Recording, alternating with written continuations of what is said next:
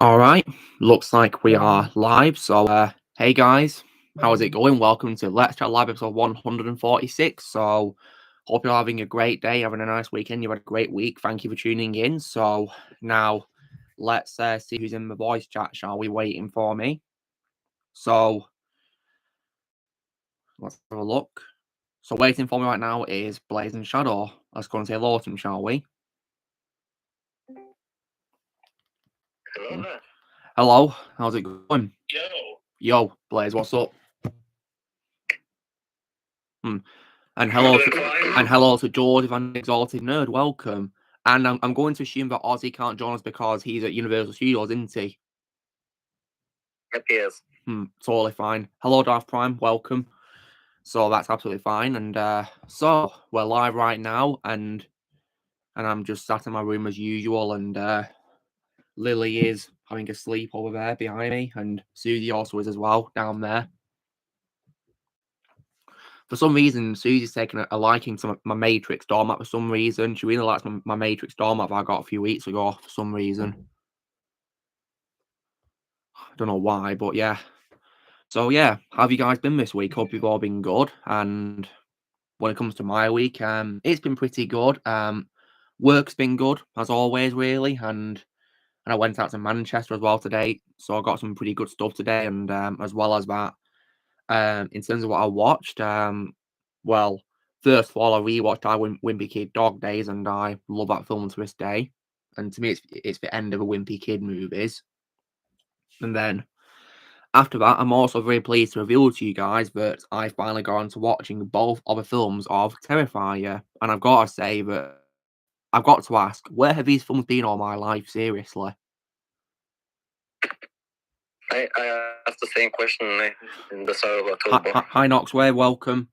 I mean, and when it comes to what I think of them, the first one I think is a phenomenal start to the films, but the second one to me is an example of one of the greatest horror sequels ever made, in my opinion. Better than the first film, in my opinion. And it's most definitely my favourite horror film from last year as well. And the only thing I've got to say now is, bring me Terrifier 3 now. Please. Just bring me that film all day, every day, because I want this franchise to go on for ages because it's phenomenal. Like, so far, none of the films have sucked, and I want to see more. And that's why one day I'll be covering the sequel on Terrifier 2. Because I really wanted to get this third film. I want this third film so badly, and I'm going to talk about why I think 2 deserves a third film. Because it definitely does. Because Terrifier 3 is supposed to be made. Finally. Yeah, I can't wait for it. I might go to cinema to watch it as well, you know. So will I. If I have time to, that is, because of work and all that. I'm watching it day one. I'll see if I can do too, really. Because, well, that's fine, George. It's no problem. Problems can suck, can't they? Hating internet connection problems. Really annoying. But yeah, no problem. It's good to have you back with us. Oh yeah, there's definitely some examples of games that didn't need sequels. The number one for me is probably, of course, The Last of Us. That's my number one biggest example for me of a game that did not need a sequel. 100%. Last of Us is just a one and done game. That's what it is. It doesn't need to be a franchise. It's just one game. The only thing I'm going to watch connected to The Last of Us is to be the fan films, which Jay was involved in financially. I'm not going to watch any official things like a show, for example. I'm going to watch fan films instead. And yeah, no worries, Joseph. And I think another example, because I'm not liking the look of this Suicide Squad game that's coming out based on the looks of the gameplay and all that, I might probably say that Arkham Knight's probably an example of a game that didn't need a sequel. Yep. I mean, I'm not sure, of course, when of course the game releases, but yeah. So we'll see how that goes. I mean, I always thought that Arkham Knight was the perfect ending. I always thought so too. Yeah, please give me Force Unleashed 3. I'm so angry that they didn't do Force Unleashed 3. It's very unfortunate that, they didn't give it, because fortunately these 2 ends on a cliffhanger, so, yeah, it's ridiculous how they've not done a 3rd game since. And it's been ages since they did the 2nd game. Ages.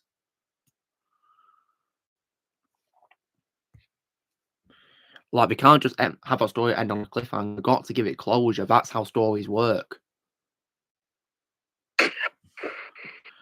So I hope they do a 3rd game, because without spoiling it, I love the Force Unleashed games. Back when Star Wars used to be good, too, I must say. And so, what else? And this week as well, I also rewatched Bruce Almighty, and yeah, I love that film. Definitely one of my favorite Jim Carrey comedies of all time. And I'm assuming with the fact that you did not like the sequel, Bruce Almighty is No, going to be next. well, I guess so, because Evan Almighty I personally did not like, because, I mean, without spoiling it, I'll say that, it wasn't as funny, in my opinion, as a first film. And also, what's worse is, it features Steve Carell's character as the main character from the first film, yet he doesn't even acknowledge Bruce at all. He doesn't appear, and it makes like he doesn't even exist. That sucks. And it's also, in my opinion, a stupid mockery of the Noah's Ark biblical tale as well. A mockery of it right there. Because I thought the first was about, to getting God's powers and using them wisely, but this second film, I don't even have a it's about. And what's also worse is they have John Goodman playing an unlikable lawyer character as well, which I hated. I can't believe that's a John Goodman. He's a legend.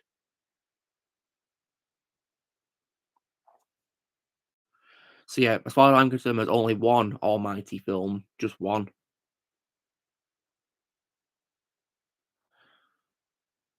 But yeah, if you haven't seen Bruce Almighty, I'd recommend it. It's really funny. I'd recommend Bruce Almighty. I mean, it's definitely a really funny film, and yeah, but I'm definitely going to cover it in as definitely an example of a movie that didn't need a sequel, because I definitely thought it was, because Evan Almighty I personally did not like at all. So that's what I'll say. Oh yeah, definitely. Hello there. Black Ops 2 is a Hey, massive Aaron. example. Oh, hey Aaron. Yeah, Black Ops 2 is a massive example, I can say, of a game that did not need anything. Call of Duty to me is a dead franchise, and the fact that Modern Warfare 3's next getting, bombed, good. I hope it does. So you get what it deserves. Guess what it deserves. Seems like nowadays companies where it's gaming or filming are all focused on remakes nowadays, and because they want to get more money. They want to get more money from both new and old fan base, and honestly, that's not the best way to do it. I mean, if there's a lack of originality in what you do, then you lose a fan base immediately. Some games, well, whereas personally, like old games, do deserve to be kept original. And like, take example, I've been playing Wii Sports, like Wii Baseball. That's a great game of itself when the Wii came out back in 06. Just an example. Hey, movie. Hey, it's Dom. I know he's. It's Don G. on now. Hello, Dom. Hello. Welcome. I almost said his Discord name. His Discord name, but you could change that with Nitro. But anyway. But yeah, welcome, Dom. Yeah, occasion when we were just talking about how modern companies are focusing on remakes rather than making original content. It's stupid. Yeah. I mean, as far as I'm concerned, it's like I've been saying, guys, old is better than new. And that's why I'm going to be doing a series on it. Gaming's going to be included in that. Did you, Donny? Good lad. That's just what I like to hear, because the Marvel deserves all the hate that it gets. Well done, Donny. Hello, Jedi Prime. So, Donna, how's your week been? Good. And based on what you've seen on my server, you'll be pleased to know that I had the fortune of seeing both of the films of Terrifier. And yeah, you weren't kidding about being amazing, especially 2. Yeah. Absolutely. And all I can say now is give me Terrifier 3, please. Please. Yeah. It's next year, October 25th, 2024. Yes, and I'm hoping, provided I'm not, with work and all that, I'll have time to go see it at the cinema, because, yeah, I mean, I am capable of watching a whole film at the cinema, because I've course like Evil Dead Rise at the cinema, so I can do it again with Terrifier 3. Of course I can. and Hollywood studios were too scared to touch it because the opening scene was too graphic for them. Oh my god! Put it this way, it's making more excited for the movie now. Do they not know how horror works? Dark guys they are hypocrites. They are hypocrites. If they think that's horrifying, then why are they okay with promoting cuties in the past? Hypocrites. Exactly. I mean, I guess we could call them hypocritical Hollywood if they're Horrid Henry characters. If you guys have read those books of Horrid Henry, because each character has an adjective describing them, which begins with the same letter as their first name. So, I mean, if you guys would call me something beginning with L, for example, you because I'm a nice guy, you like call me Lovely Luke, for example, if you want to. If there's someone that's a hypocrite in Hollywood named Harry, they'd be hypocrite Hollywood Harry. Yes, indeed. Yeah, you're not wrong, Darth. Maul deserves to flop. It's what it's 100% deserves. Yeah, and I did not see it, and I never will see it. Me neither. Tonight, I'm actually going to see Killers of the Flower Moon instead. Oh, nice. The new Scorsese film. Yeah, Martin Scorsese is it? Hello, Alexander. Hello. I like your new profile picture. How changed it recently? Well, because you see, I was in my university, and I was, my classmate Jorge, who loves taking photos. He's a great photographer. He knows all about color, all about lighting, everything. He's great. Just randomly snapped a photo of me, like he often does, and then that photo was posted in our class group chat of my university, and I was like, I really like how this picture turned out. I want to maybe update my profile. Maybe I'll use this one. I just really like how it looks for some reason. Well, it is pretty cool. You look really cool in that hat, I must say. Thank you. I appreciate it. Okay. Interesting. All right, Donnie. Okay, Donnie, I think we'll show that because Amber Heard should not. Here's a funny thing. I've always said before, Amber Heard got hurt, but it didn't go in depth with Johnny Depp. So, anyway, moving on. Yeah, well, Donnie's awesome for doing what we did to Marvel's poster. Legend. Yeah, you're not wrong. He's also a nerd. I think you could probably call it the mediocre Marvel. Yeah, that's pretty good. Yeah, it was a Horrid Henry character.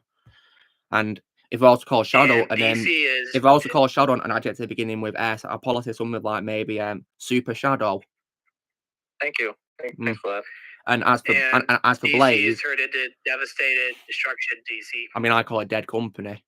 That's what it stands for. Devastated Dead Company. And okay. Here's some. You guys know I often share who's coming to my local fan expo. Well, they've just announced several voice actors that are actually going to be coming to this upcoming one, and I'm going to announce the ones that are actually exciting. And who are they? Okay. Here's one that's going to really blow you guys away. First one that's really got my attention is Tara Strong is actually going to be coming to this one. Hi, Liv. Nice to see you here. Oh, yeah, Tara Strong's a legend. Hope you have fun meeting her, Don, if you get a chance to see her. Yeah. And also Jodie. Oh, that's cool. Oh, Ariel. The only Ariel I can accept. The only one. And of course, if you guys are Toy Story fans, she's Barbie in those films. Yeah. Yeah, not Crazy Bailey. Indeed. Are they the only two that you see in Don, or is others that you want to see as well? Well, there's also Grey Delisle, one of the original Daphne. Yeah, she's one of them, anyways. Yeah, she's my favorite Daphne. The voice actress for Dora Explorer. Yeah. Oh, that's cool. I used to watch it when I was a kid. Yeah, it was a pretty good show. Yeah. I actually have a classmate in my university who's called Dora. Does your classmate get called an explorer, Alexander, because of that? Yeah. But first of all, it's a male, so that's a man's name. He's from Turkey, but he did get called that initially, but he really did not like that. So he stopped doing that. Yeah. So he didn't want to like that. It's a bit unfortunate when you have a fictional character. And, it's not very nice, is it? You don't like it. It's just unfortunate, really, isn't it? How you happen to have a similar surname to a character that you don't like to be associated with, Yes. Well, your name be Blaze? Well, how about Brilliant Blaze? Brilliant Blaze, that could be something, yeah. So yeah, Don, hope you have fun meeting these voice actresses that you've just mentioned. Yeah, yeah. So far, Yeah, live action. You're very lucky. Go on, live action, go for it. Our live action one's not so bad so far. We got Charlie Cox coming. Oh, Daredevil. My favorite Daredevil. No, free. Oh, nice. A.K. Wilson. Vincent D'Onofrio, yeah, Kingpin. As well. That's cool. Rose McGowan, a.k.a. Tatum from Scream's also coming. Awesome. And an action legend himself, Danny Trejo. Oh, yeah, he's awesome. Like Danny Trejo, yeah. Well, Danny Trejo. Yeah, I think he's a good actor, Danny Trejo. Well, you pick an adjective beginning with J, Joseph. Yeah, although even though I'm not a big fan of the Machete films, I agree. Yeah, he's a nice guy, and it's not just Machete films that I like him for. He's been other great things too, really, as well. I mean, I do like him, of course, in the Trilogy, Don, because I know you've seen that, of course, so you'll know him from that. And since his voice work, I love him as Venom in Young Justice. No, sorry, Bane in Young Justice, yeah, Bane with Venom power, yeah. And I think he voiced Venom in Phineas and Ferb, yeah. That's what I know him as Venom for. And also in Predators. Yeah, in a small role, I must say, as Kushilo, that drug cartel guy, isn't he? And I love the name From Dusk to Dawn and Breaking Bad. Yeah, Breaking Bad is in that as a character called Tortuga, which is Spanish word for tortoise, isn't it? I think it is, or turtle. Yeah. I don't bloody know. Sí, la tortuga. Tortuga. And I also like him because I also like him in Heat. Heat, yeah, that's one of my favorite films of all time. He's been in tons of things, really, so it's hard to, name all of his things in one go because he's been in so much, Yeah, even in the more recent stuff as well. Indeed. Luke, What? did you see in general? No, I haven't seen General. No. Look in general. Why? What is it? Look at Sector did. Look what Sector did. This place. Oh, Blaze. Sorry. Me as a Disney character. Okay. What's that supposed to be from? I mean, it doesn't look much like a Disney character. It looks like a Fortnite character. To be honest, doesn't look that bad. AI generated. I don't trust AI anyway, but yeah, they've done a good job making me into a Disney character. But yeah, it's a bit hideous. But I must say, seeing myself in all these pictures. Oh God. I don't say you're hideous. You look. The middle one looks like you were working at the gym, buffed up and everything. Well, I suppose that works out because I do exercise. That's what I do. Well, yeah. Oh man, this past week was definitely interesting for me. After last week, I was actually dealt with a cold. Still recorded despite that, but.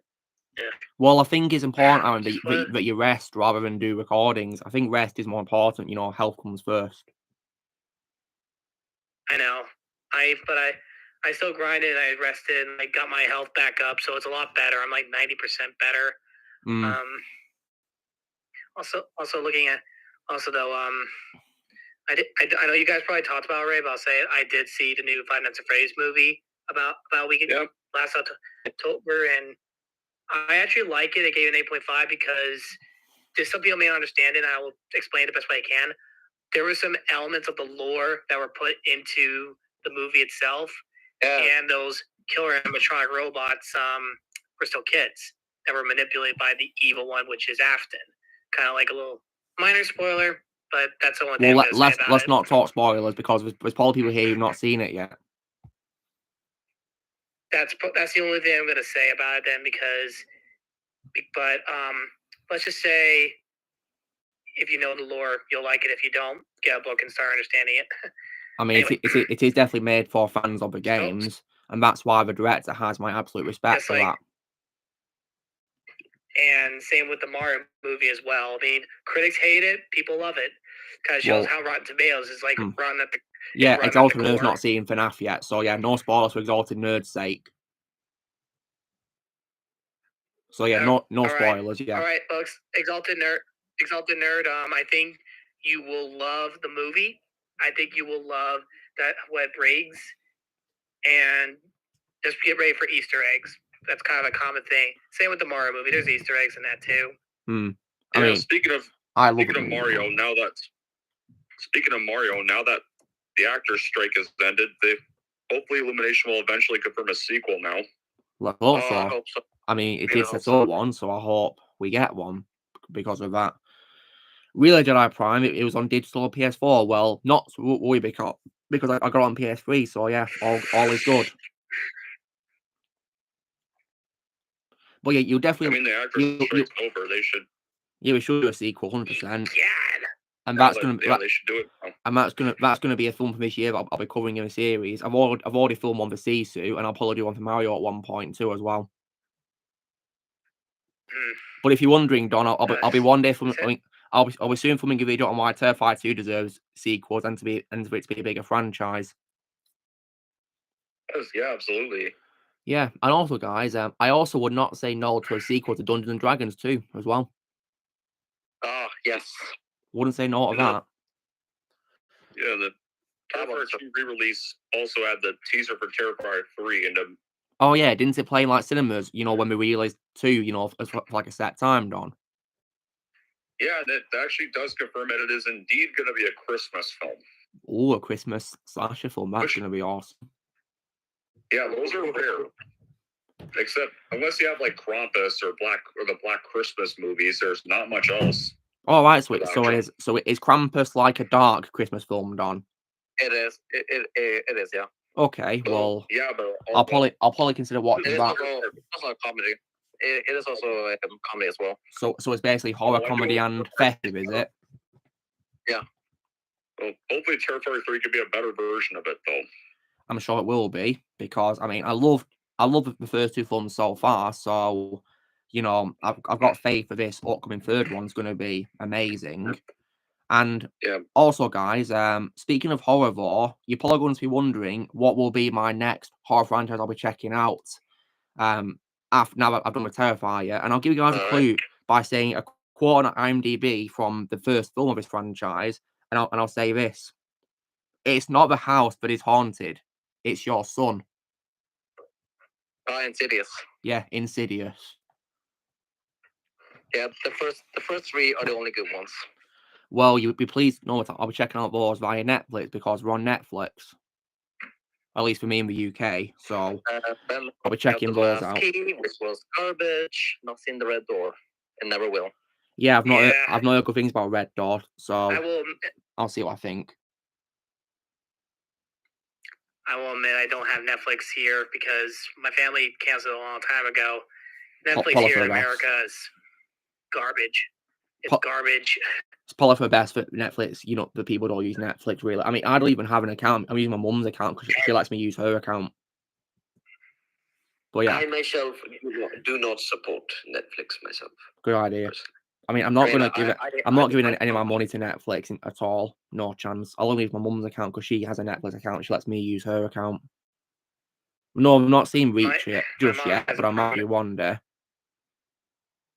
My mom has a Prime account, and I think now I almost got Hulu for free on a trial, but I canceled it because I was like, you know what? I'm not wasting my time with Hulu. Just no. I mean, Hulu's not in the UK for me, thankfully. It's just I'm losing a lot of respect for a lot of streaming services. Me too, unfortunately. Because it's like people streaming services are like, hey, what?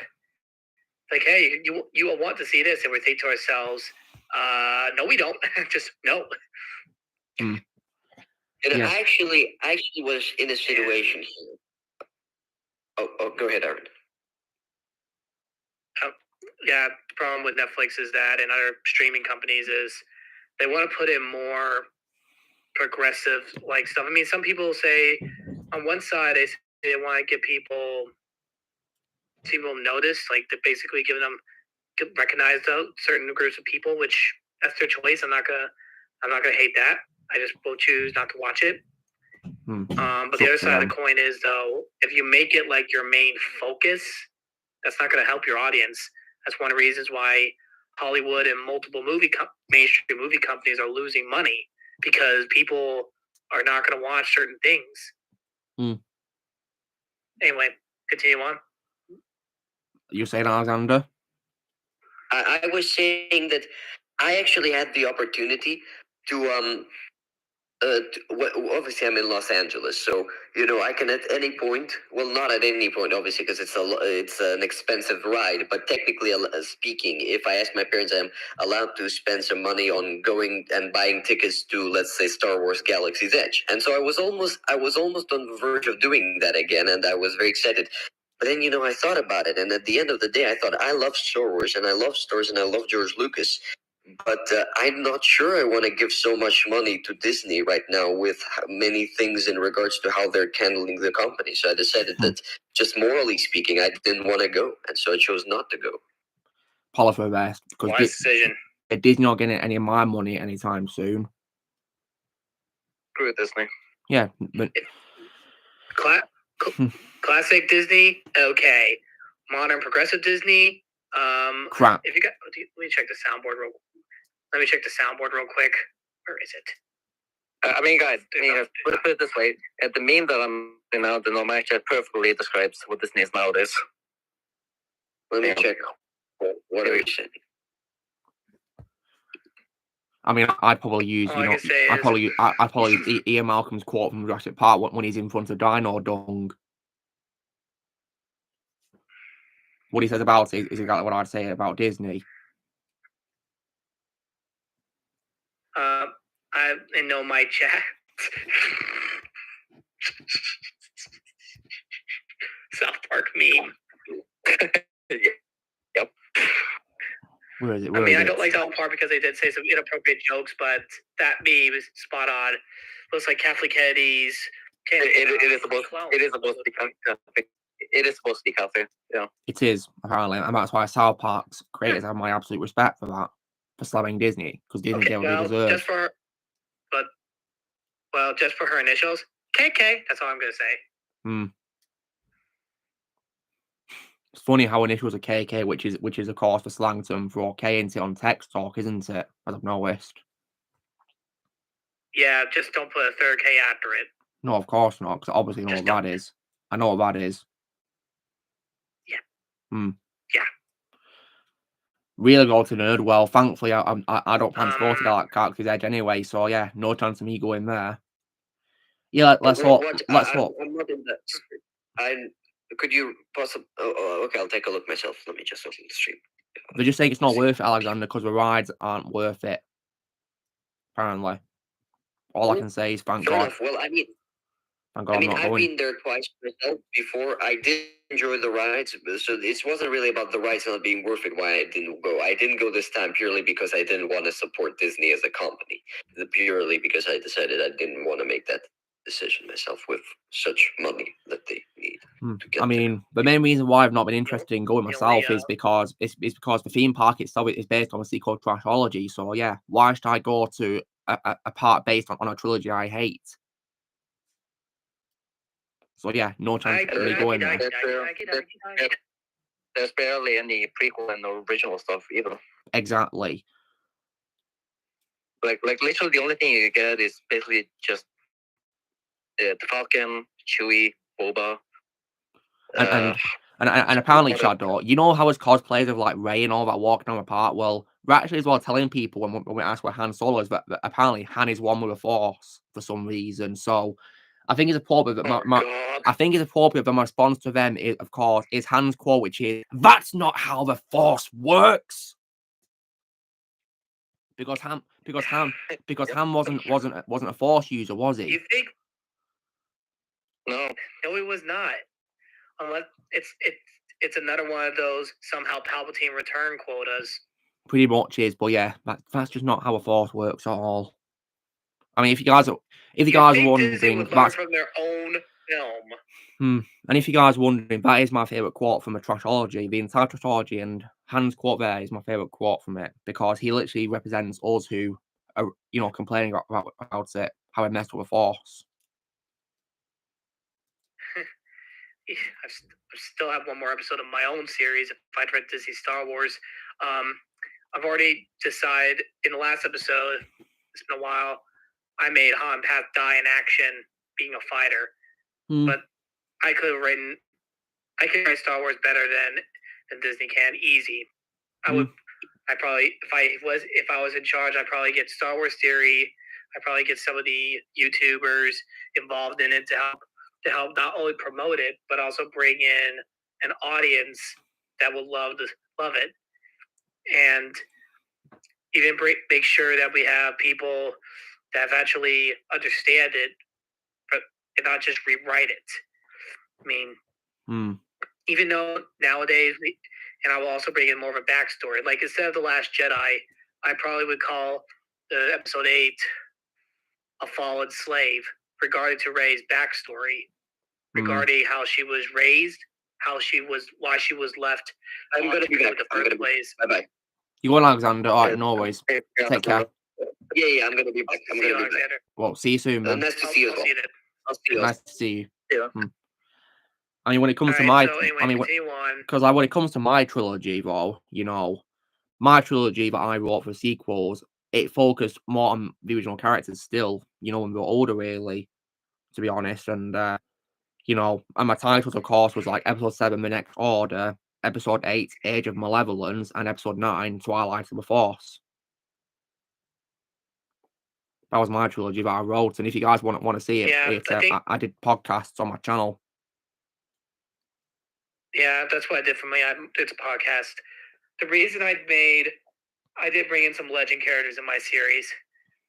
Jalen Solo, the twin of Jason Solo, which I changed Ben to Jason and got Ben Skywalker in. Because Disney always talked about women being Force, which strong in the Force. So I brought back a legend that was already there. That was Jalen. And bringing up Force Ghosts, which include Bastila Shan, are also a big help as well. However, though, Leia does still get sick, though, but she doesn't allow it to paralyze her. She did have a broken heart, much like her mother, Padme, but she still kept going until the day of her death. So that's kind of like how I want her. That's kind of like how I want her character to be made. I don't want her to just randomly have it used the Force to bring someone back to life, like her son, or reconnect, but rather she's still a fighter to the end. That's pretty much how Jedi and Force used to work. I know when I release it, I will probably, it'll probably be a week. Hold on a sec. Yeah, Han's not in mine, canon either. In my trilogy, Han and Luke and Leia live. They don't die one by one, they live.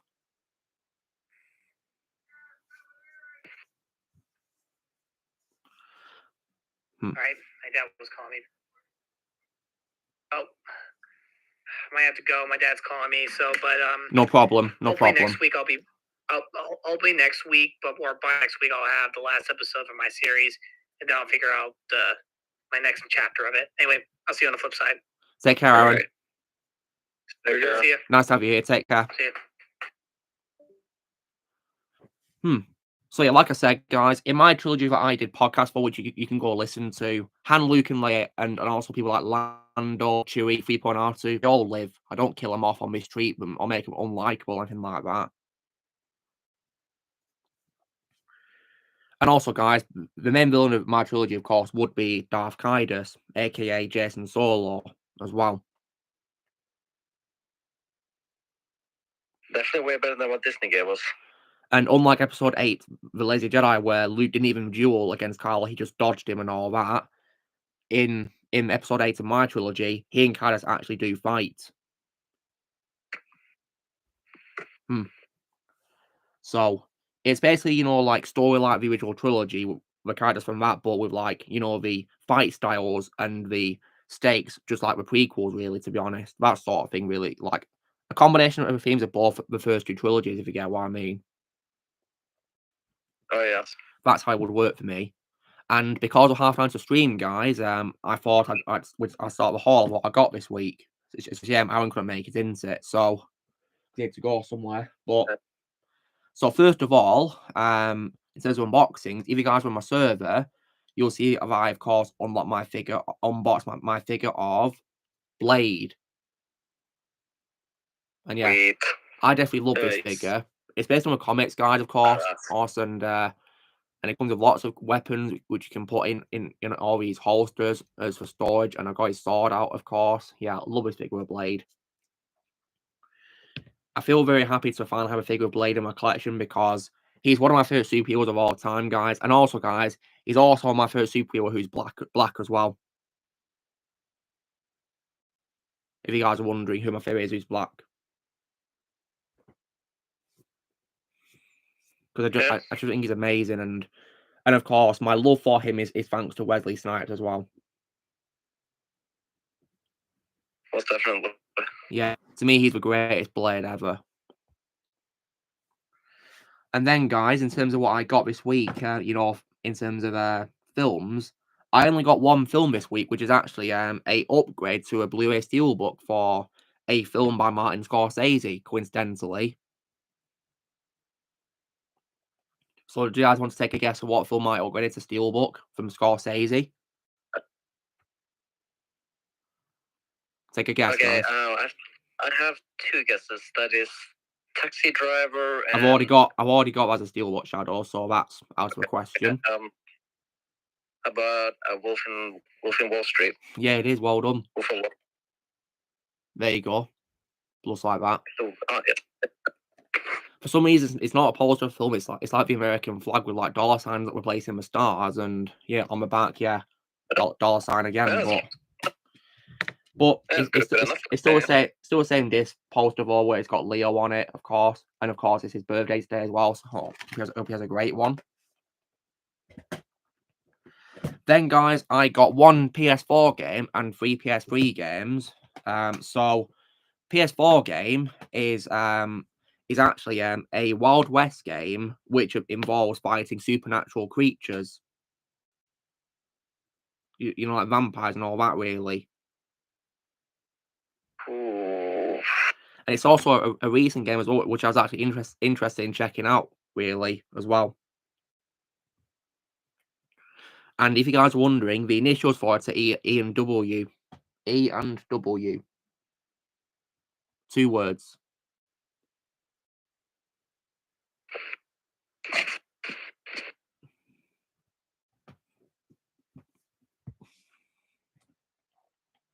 Blaze knows what it is because I told him earlier.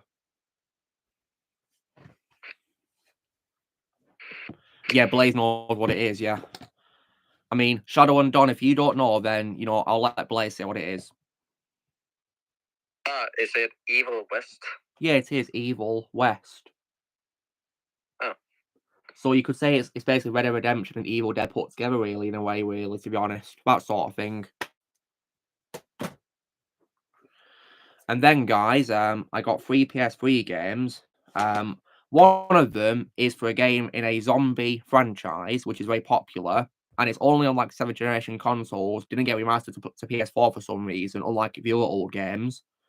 And that, of course, is Resident Evil Operation Raccoon City, which I've actually played on Xbox 360 before, and I thought I'd play again on PS3. Then, guys, I got some games in a popular franchise, which I've played before, the third game of, and Blaze is a fan of this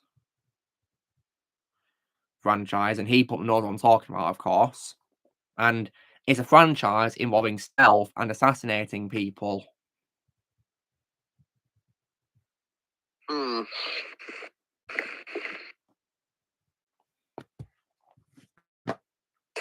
Blaze saying, "Oh yeah," because he knows what I'm talking about.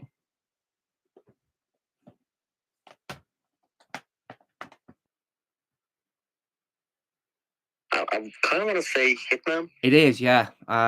One of them is actually a collection, Hitman collection here, and this includes Hitman 2: Silent Assassin, Hitman Contract and Hitman Blood Money, which is Blaze's favourite Hitman game of all time, which he was happy that I got it.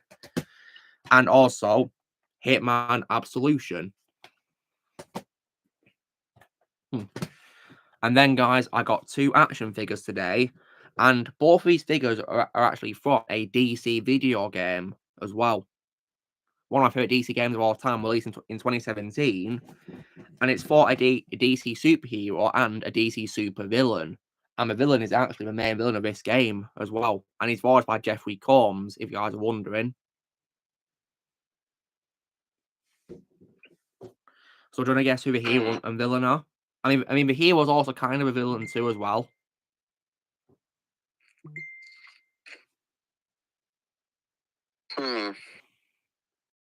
Well done, Joseph. It's, of course, Brainiac from Injustice 2. Here he is.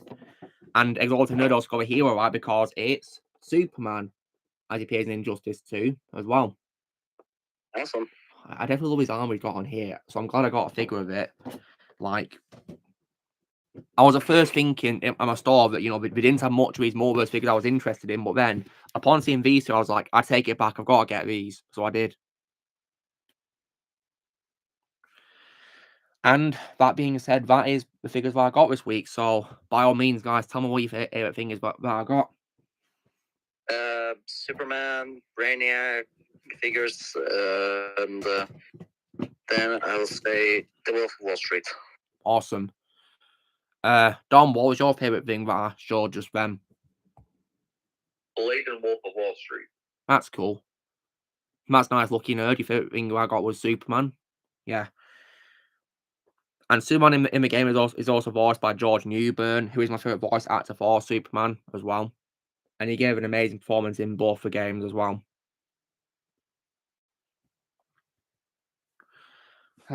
Lily's still sleeping behind me, guys. Oh, she's all curled up. She's been there all day as well, guys. So, yeah. She's definitely amazing company to have. And that's all about pets, really. Yeah. I mean, Shadow, do your pets keep you company, you know, in your room a lot? Yeah. That's nice. So can you definitely vouch for that feeling of, you know, how pets are great company? Yeah. Yeah, I can imagine. And Don, do your pets keep you company a lot too? They do. That's nice, yeah. Pets are definitely someone's best friend, aren't they, really?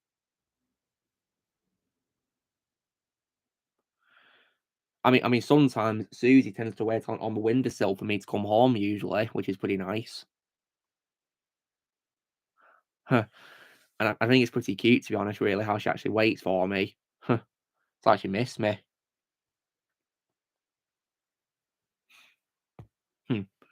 And in terms of what I've been playing as well, guys, this week, I've been playing more of like a Harry Potter Years 5 to 7, and in terms of the completion percentage, I'm at like over 80% now, so I am actually really close to doing 100% of the game now. Awesome. That's nice, Liv. Yeah, pets are amazing, aren't they? Love pets.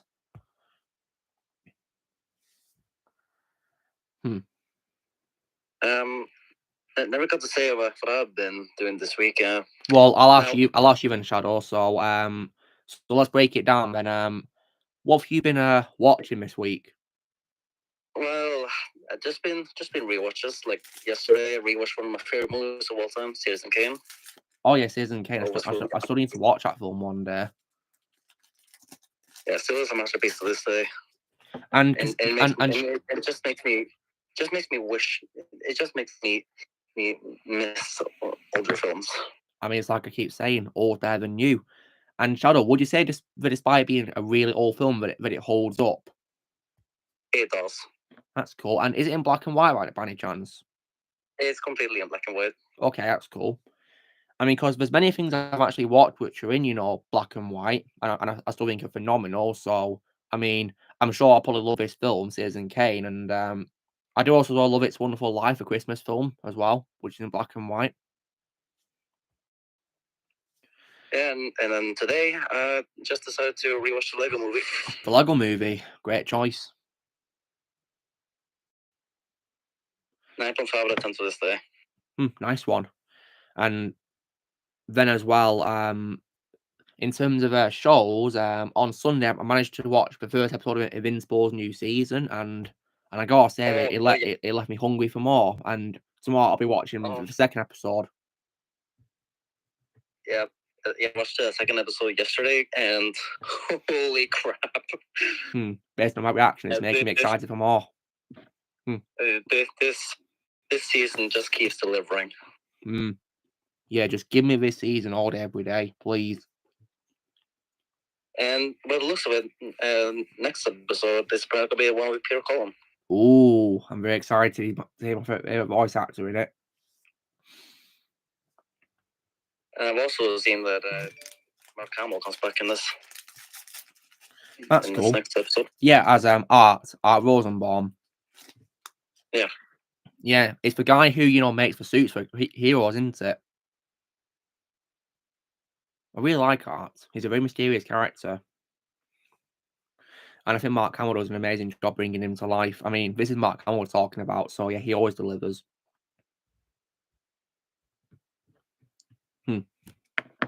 And so yeah, just give him more of this show, please. I mean, I think when it comes to my opinion on the superhero genre dying, I think Invincible is probably one of the few exceptions I can make, because I want this show to keep going on, because I love the show, Yeah, because they keep bringing fans what they want. Exactly, because they listen to the fans, doesn't it? And it's definitely delivering in the second season. And I think another franchise I also want to continue is also, as well, of course, the Ripperverse by Eric July as well. Oh, yes.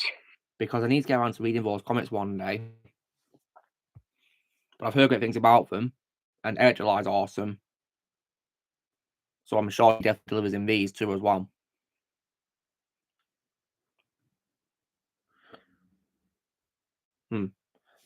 And I think he's one of the comic book writers that I still trust in today's world. There's only a few others that I still trust. I mean, one, for example, that I earned respect for was Rob Liefeld, the creator of Deadpool, because he criticised how things are being unfaithful, and I definitely love how he did that. And I respect for him right there. Yes, and also as well, the creator of Bane, Chuck Dixon, and also as well, the other one as well, Graham Nolan. Those two, as far as I know, are also against all this war crap and all that. So respect to those two. Massive respect. Yes, and also as well, Mark Miller, who of course wrote the Kick-Ass and Kingsman comics. He's also showing lots of criticism towards wokeness. So yeah, respect to Mark for that. Nice. So yeah, and so those are among those comic writers I still trust in today's world. But it's really sad how I'm still saying, there's people I still trust, because everyone should be trusted, but people are just making it impossible for me to trust them these days. You know what I mean? Yeah. It's just sad. For me personally, I'd say 50%, even 75% of celebrities, including many that I used to really look up to and love, have lost a lot of respect for me in many cases. Well, I can definitely imagine how you feel, Alexander. It's very sad, really. And the same, of course, would be said as well towards YouTubers too. I mean, one YouTuber who does reactions who I still trust today, for example, is Tyrone Magnus. I still trust Tyrone. Yeah, Tyrone's awesome. Yeah, he is. He's a legend. I love his channel. It's a pity that I haven't got around to watching much of his stuff lately, because I've been busy with work, but I'll try and catch up one day. And yeah, they also trust his girlfriend. Yes. Scarlett. Yeah, Scarlett. Yeah, she's really nice, and I of course as well support Geeks and Gamers as well. I trust all of them and all their friends as well. Like Gary Nice, for example. And then of course Ramber Alive. Oh yeah, the reviewer. He's cool, and also as well Sean Chandler, nice guy, and Cody Leach as well. And when it comes across to Geeks and Gamers Illumi, one of their friends as well, you know, Mara Jade. Do you guys watch her channel, you know, Jade Shadow? Well, I subscribed to her, but I haven't seen any of her stuff. Well, if you do, it's definitely worth every second, and I follow on Twitter as well, and she's definitely very nice, and she also has my unconditional love and respect because she used to be in the Air Force as well, guys. So yeah, mad respect for that, of course, yeah. Anyone here who is involved in the Air Force or the military, you'll always have my infinite respect, unconditional respect, if you guys were in the Air Force and military. And then, of course, we have Anna the Star Wars girl. Well, yeah, she's a friend of Geeks Gamers too, yeah, and also the comedian Christy Mayer as well.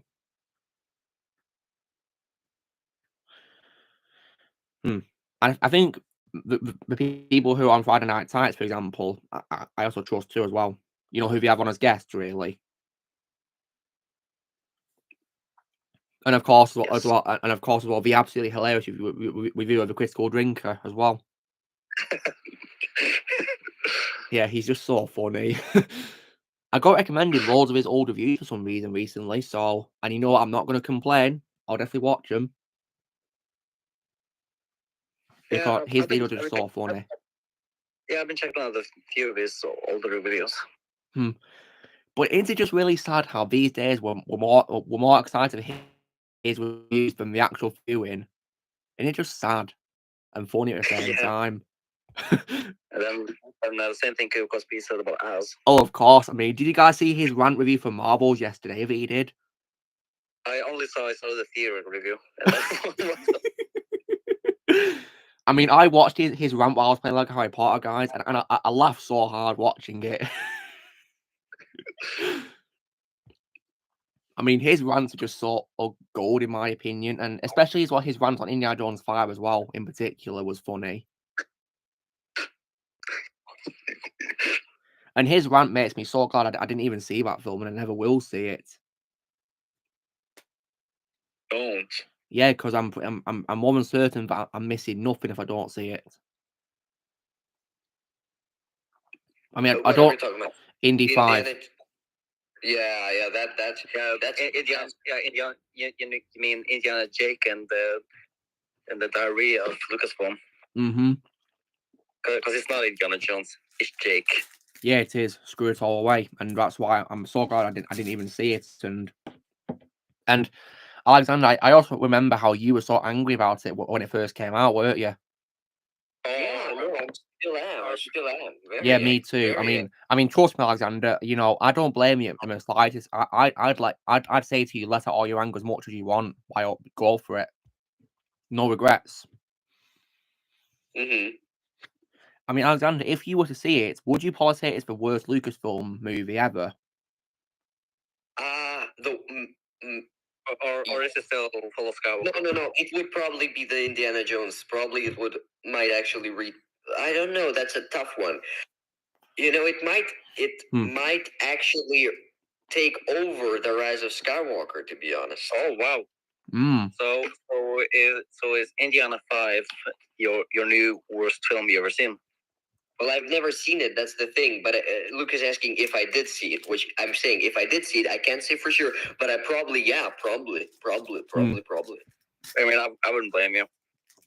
I mean, one thing that it did shockingly worse than Fall of Skywalker, in my opinion, but it's not saying much, was probably my opinion with de-aging, because, I mean, don't get me wrong, guys, I'm not much of a fan of the de-aging on Luke and Leia in Fall of Skywalker. It could have been better, but you know, I think the CGI for young Harrison Ford is just terrible, in my opinion, and Blaze showed me a clip of it, guys, so I've got proof of how bad it is, because, like, his voice is literally out of sync with his face.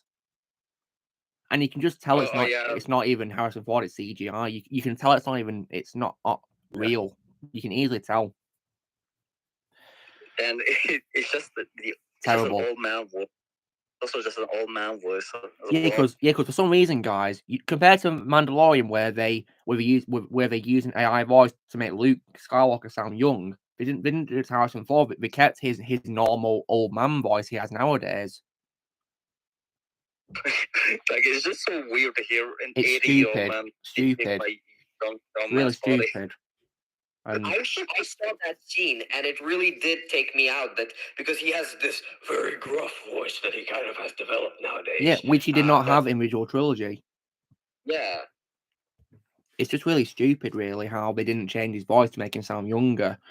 I mean, no offense to Harrison, you know, I love the guy. He's one of my favorite actors, but you know, there's no denying that his voice has aged, of course.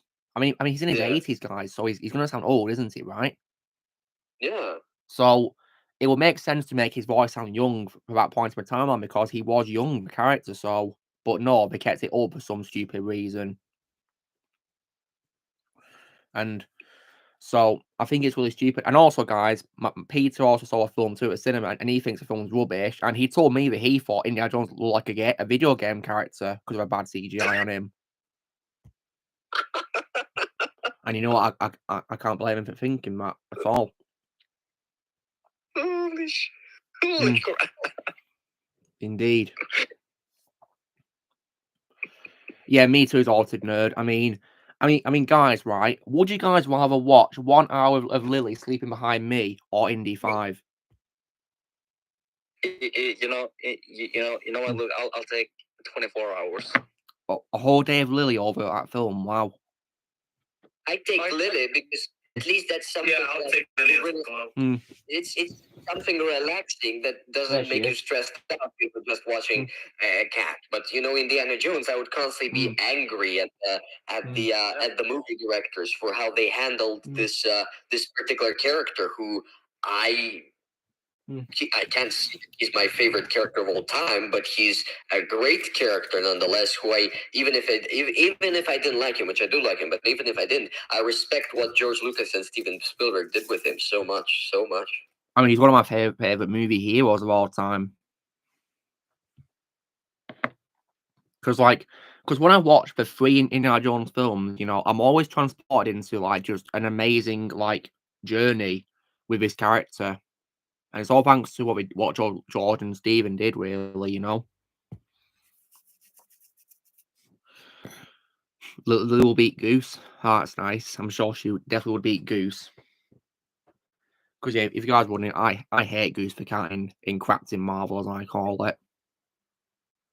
Just a bunch of CGI nothing. Yeah, CGI. Okay, I'm going to be heading. I'll be back. I'll be back. Back. See you soon, Alexander. No worries. Take care. So yeah, and I must say that when it comes to Lego Harry Potter, it's definitely been really fun going down memory lane, you know, replaying the story and all that again on PS4 after I last played on Xbox 360. And I must say that, you know, it does hold up really well to this day, that game. Really well.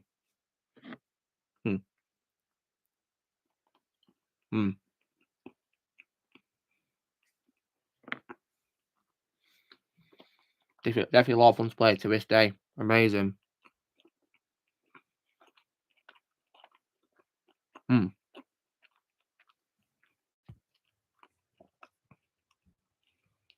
And so yeah. Oh, Lucky Nerd's joined us. Welcome, Lucky Nerd.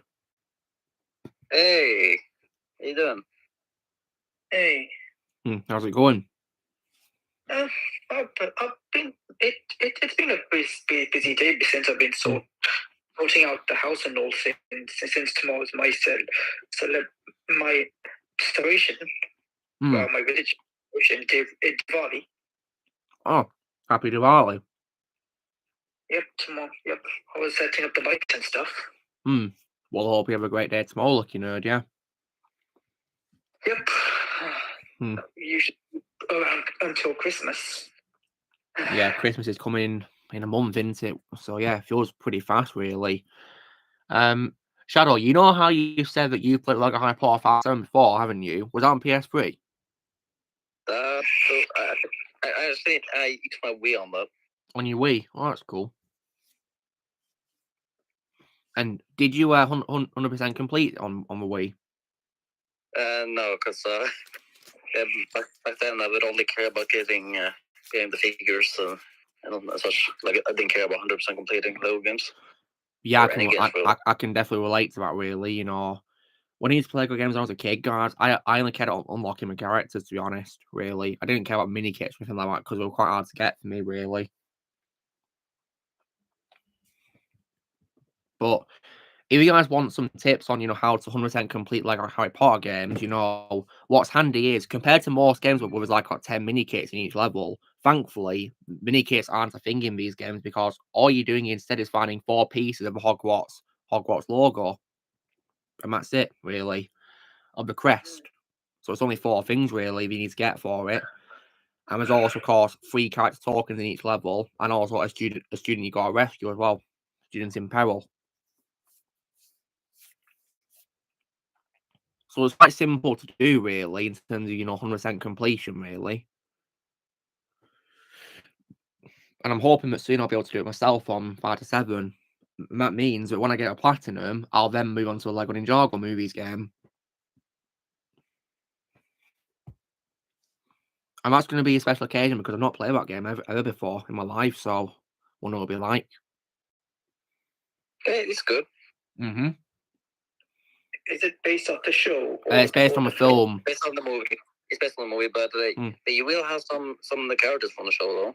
Mm-hmm. And the ninjas' outfits, and of course you got the Serpentine characters, Don't Worry, another Con, Moro, and the Time Twins come out to play us.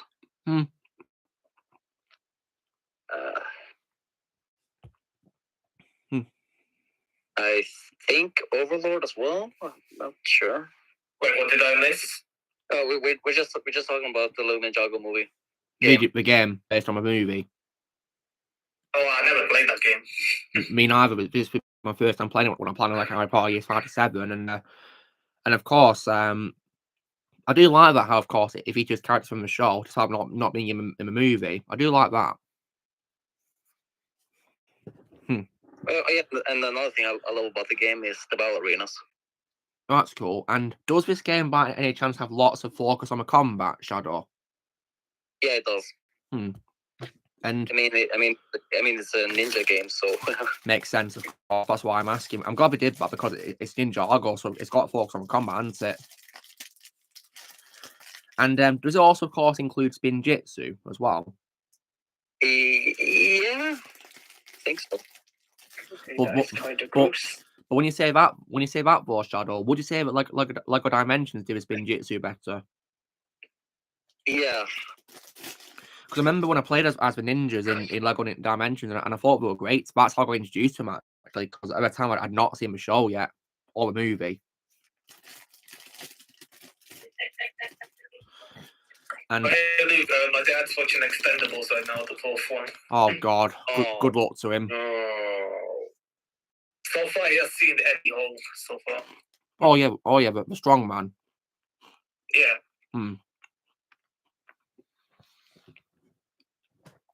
Eddie Hall has my respect, because he, of course, hates Karens. Yeah, I respect him for that. Everyone. Yeah.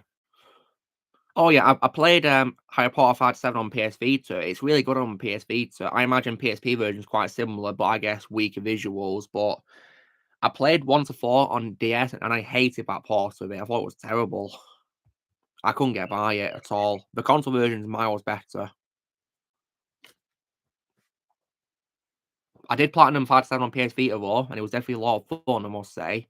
But 5 to 7 is much bigger one in terms of the content because, you know how there's a part of Hogwarts, which is like, 4 different classrooms you can go into, guys? Mm-hmm. That's the only part you can explore in the Vita version, unfortunately. But to make up for a small open world, it does have a dueling club in the game, where you can fight every character on the character roster.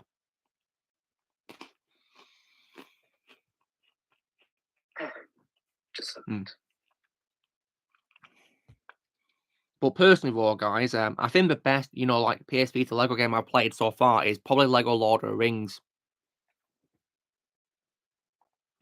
Because what I love about it is how it actually has an open world, similar to a console version, I must say, actually, too.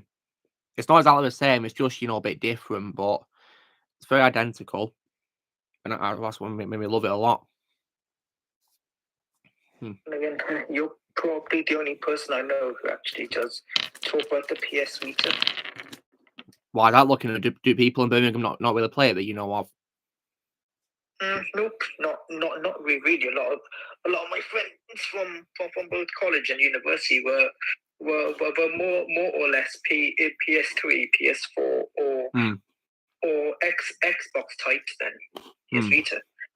Then again, that console didn't really last very long. So yeah, it's a shame, really, isn't it? But PS Vita, I think we stopped doing PS Vita games around the same time we stopped doing games for like PS3 and Xbox 360, unfortunately.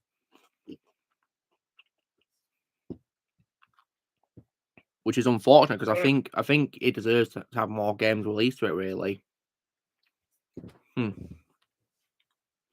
Oh yeah, Shadow. How did you react when we announced Arcane Series 2 in all the homes free? I was like this.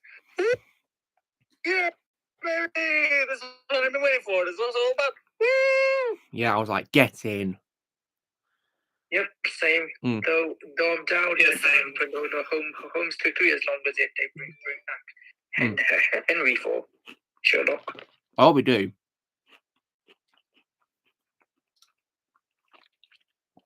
It'd be a very silly move to not bring back Henry for his third film. Really silly. Yeah, if they're Henry, I'm not watching it. Yeah, me neither. I'm with you on that. I mean, even though I think Enola Holmes is a great character and I've enjoyed both movies, I think Henry was the greatest part. I mean, he's the reason why I watched him in the first place, actually. Because I love to support Henry, and anything he's in, I'll watch. Which is why I'm very excited, of course, for the upcoming spy film Argyle by Matthew Vaughn, which is in alongside a big cast of actors. And also that film is in by Guy Ritchie as well, coming out as well. Yep. So, in terms of Henry Cavill's work, unfortunately, I actually had a look, and I believe he was in one of the Hellraiser systems. He was in one of them, yes, and I mean, I am considering checking out that just for Henry, to be honest. Yep, and that is also why I'm gonna get back into Hellraiser franchise. I mean, so far, guys, I've only seen the first movie, so yeah, to this day. So I'm hoping to one day check out the rest of it. I mean, but I'm sure that after his third film, it's all going to go downhill, isn't it? Yep, because the Blood was just awful garbage. And not only that, guys, as well, but we're not, you guys aren't the only ones who think that because at the college I work at, one of the students I work with, he actually told me that the sequel to Hellraiser 3 are bad. He told me he thought it was terrible, so yeah. Yeah, the thing that I hear them about was, right? It's the Cenobite in space. Oh god, that's just stupid. Yeah, the only other stuff I have probably now just watched are Hellraiser 3 and maybe the reboot. I mean, I'm definitely not. I mean, opened it. I mean, I love the original movie, but the original was really good. It's the best one to me, by far. Well, well, Joseph, I do not care about BTAS being on Netflix because let me just get it for myself. Because because I already have it on Blu-ray. I don't need to watch Netflix to watch it. I've got it on Blu-ray. And look, didn't I also tell you that it was coming to Netflix? I think you did at one point, yeah. That's or another DC show or whatever it was. But yeah, I don't need to watch it on Netflix. I've already got it on Blu-ray. Yeah, I'm gonna wait until I get it on Blu-ray too. Yeah, it's not worth it on Netflix. I don't want to watch Netflix. Yeah, no point really.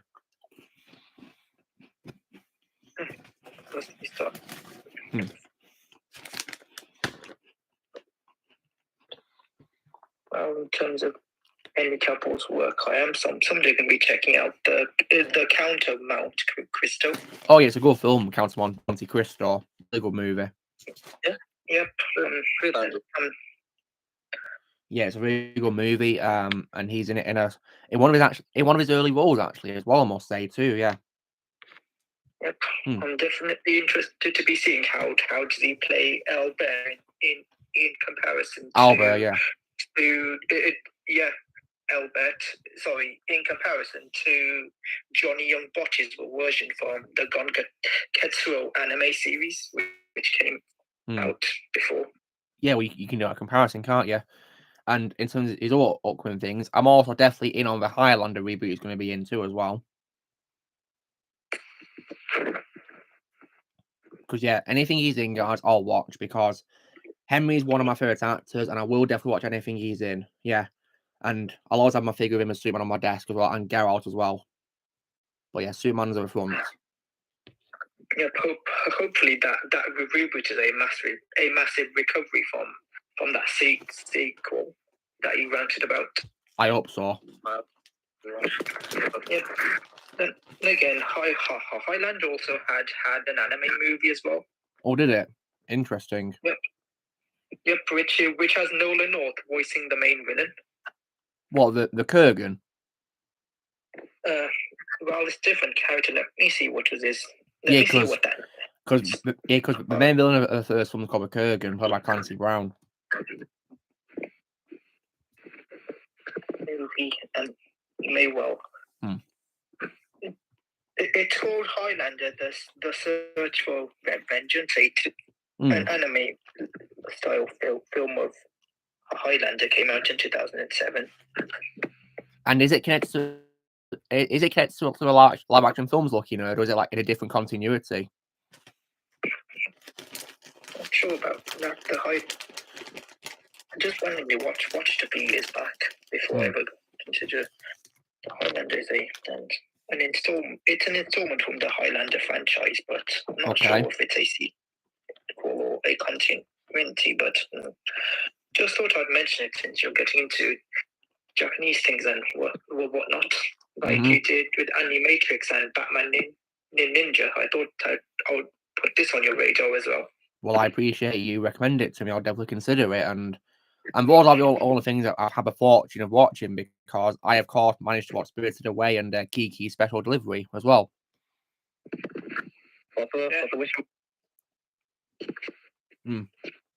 Both masterpieces, especially Spirited Away. That's unfair. And the film of Wolverine. And these days, guys, I wish I could live in Japan. I really do wish I could live there. Yeah, not know what you mean. Because that country, of course, has no nonsense, does it? And it's also very respectful as well in Japan. Very respectful.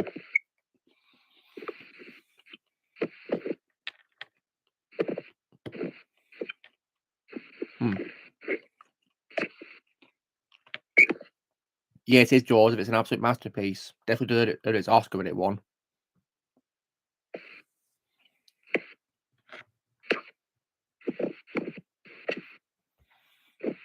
Yeah, I'd love to be in Japan. I really would love to. Just someday you might check out my neighbor Totoro, since it has since the title character itself was in the third Toy Story film. Sure, I don't see why not. I'm already familiar with that character, of course, because of Toy Story. So yeah, sure.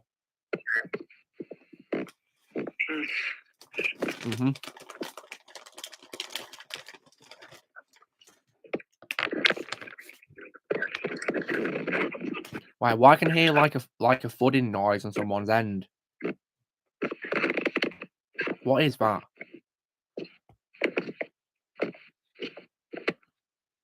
I think that's Shadow. I don't think that's me. Well, Shadow, you sound, your voice is muffled too, so something's happened.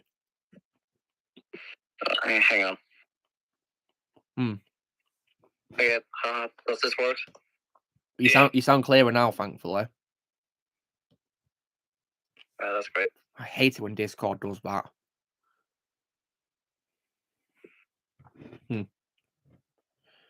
Indeed, yes. And I know a lot about Japan, guys, thanks to a YouTuber that I watch called Abroad in Japan. if you guys aren't aware of who he is, he's actually a British YouTuber who actually moved to Japan, and he's a teacher as well, and he's really cool.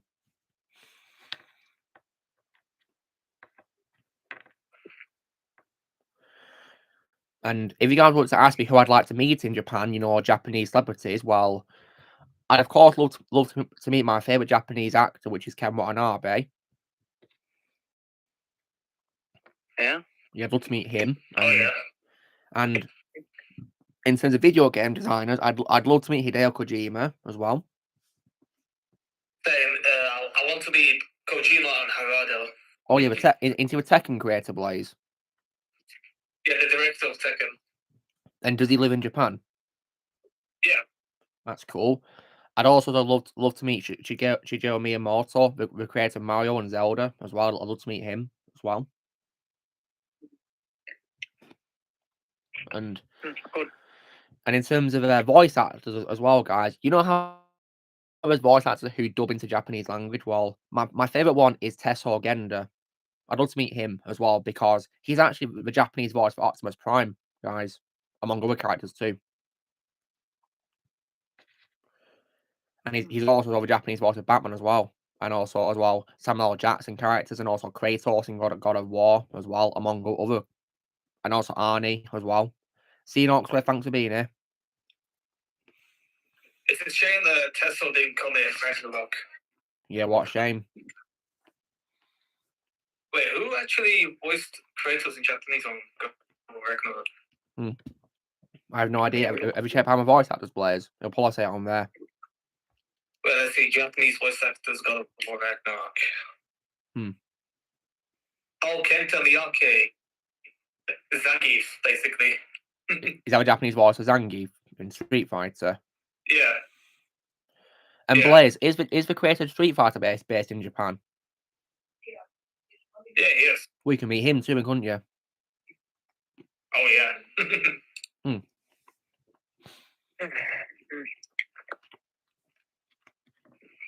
In terms of who would want to meet, that's a good question. I would probably want to be meeting the creator of say Sailor Moon and Yu Hakusho. Yeah, go for it, lucky nerd. Go for it, and it does help because those two are actually a married couple, I believe. Well, you could meet both of them together, couldn't you? Awesome. Yep, and the people who made the Persona games. That's cool. And I'd also love to meet the people who created the Yakuza game as well, because I definitely love that franchise. Oh, Toshio Nagoshi. Yeah, I assume are they based in Japan as well, Blaze? Yeah, since Sega is Japanese. Yeah, Sega. I'd love to meet Sega people as well. And I'd also as well definitely as well. Whenever I meet these people, guys, I will try to talk to them in Japanese. I know quite a few words, like, for example, konnichiwa, which is hello. And also, guys, when I address them by their names, I'd probably include the word san as well. So like, say for me, Hideo Kojima, I'd say Kojima-san. Because that's how Japanese people, of course, refer to people by name, usually. So I'd say Kojima-san. Yeah, they also Harada. People say doing like that as well. Harada-san. Harada-san, yeah. Yeah. So if you guys would meet me in Japan, you'd probably call me Luke-san, for example. And I also know as well that arigato is thank you, and of course sayonara is goodbye, and thanks to Chris Broad's channel on Abroad in Japan, I know that tori is chicken. There's also yakitori, isn't there? Yeah, because that's what we talked about, chicken on a skewer. Oh yeah, yakitori. Yeah, and also as well, sake. I think isn't that an alcoholic drink, Blair? Sake.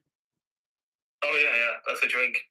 And also biru is beer as well. Oh yeah. Also, guys, if you want to say hello when you're answering a telephone call, you say moshi moshi.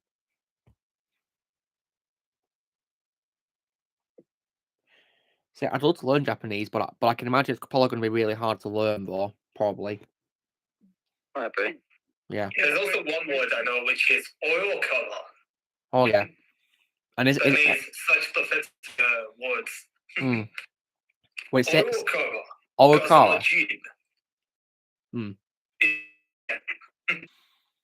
also, Tekken, they speak Japanese there as well. Yeah. Isn't nanny a Japanese word for what as well? Nanny. Yeah. Okay.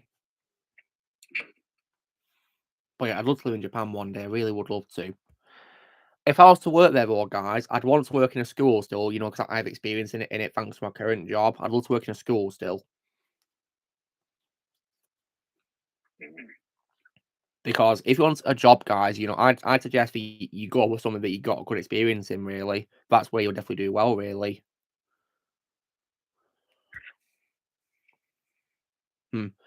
Oh, yeah, Blaze, do you want to tell us about what's happened with your job lately?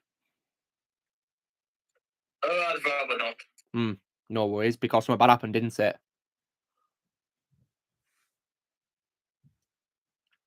Yeah, it did, Blaze, which is very annoying, isn't it? And you ranted to me about it, didn't you, as well? During the week, didn't you? Indeed. Yeah. And also, Blaze, do you plan to leave your job as well when your contract finishes? Probably. I mean, it's probably a good idea, really, because you know what happened, really, isn't it?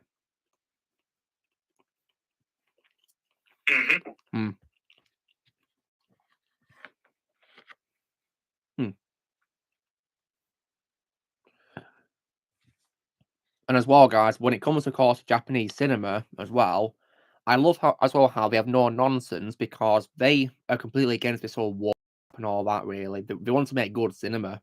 And that's why I have my absolute respect for that. Same. That's good. Yeah, and that's why I check out lots of films which are not made by Hollywood. I mean, one prime example of that, of course, is Sisu, a Finnish film, because that film was not made by Hollywood, and I loved every single second of it. I'm definitely planning to be checking out some films like that in the near future. Although there are some films which I'm definitely never going to be watching, like that one wild film that Don has watched. The what? Sorry, what film is that? It's a film which I've heard is very messed up. And what's it called again? A Serbian film. Oh yeah, it's literally called a Serbian film. Right. And what's the reason why it's avoiding, Don? Because it's extremely deranged and crazy. Oh dear. There's no plot. No plot. That sucks. It's just a bunch of deranged, disturbing material. And whenever that's not in there, the movie's then boring whenever there's nothing deranged happening. Ouch. That's unfortunate. Then again, I think the only thing I've probably ever seen that is probably close to that is another film that Don has watched, and there are some segments which aren't even in English. You'll probably recognize this. It's called, only one segment I've seen is called ABCs of Death. I've only seen one segment of that movie. I've seen a segment which involves a man fight a golden Labrador, for dog fight. Sort of, I only saw the segment with where a little boy learns to the toilet. Wait, what is this film called that you guys saw segments from? ABC's of Death. I've not seen that. There is a segment involving a toilet, and that segment actually is pretty funny. Yeah. Okay. Well, I know a teacher from a Spanish school, a Spanish teacher apparently played in class, and in a class, and that didn't end well. similar to the blood and honey situation or something. Oh, please, we don't talk about that. We really don't. Even Jim Cummings hates that movie and wants nothing to do with it. He hates it, Dom. When did he say he hates it, Dom? Apparently, Declan mentioned that Jim Cummings extremely despised that movie. He didn't want any association with it. Well, for that, Jim has earned respect from me. Yeah, just that is literally the worst voice I've ever seen in his life. Well, I can't say I blame Jim because I flat out refused to watch that film because there is no way I'm going to disrespect A.A. Milne like that by watching that film. I'm not doing that rubbish. I might watch lots of bad films, guys, in my life, but this is one time when I'm like, no, I'm out of this. I'm not doing it. No chance. And then it's easily the worst movie of the year. I can imagine. It gets what it deserves. And also as well, Shadow, speaking of watching films, right? At one point, I'm also going to check out that sequel to Train to Busan as well. See what that's like. Never saw it. Never will. The trailer was ass.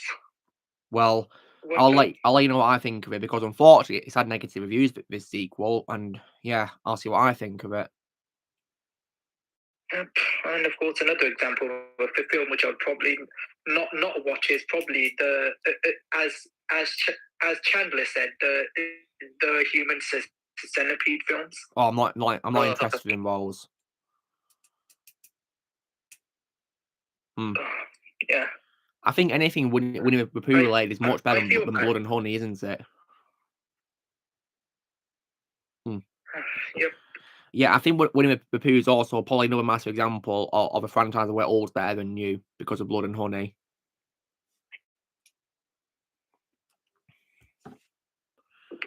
Yeah. So, and when it comes to I think Star Wars, guys, when it comes to old is better than new, I'll actually be doing separate videos in categories for Star Wars where I say old films are better, old shows are better, and old games are better for Star Wars. I'll break it down like that, really, to ensure that I've got lots of content to do, really.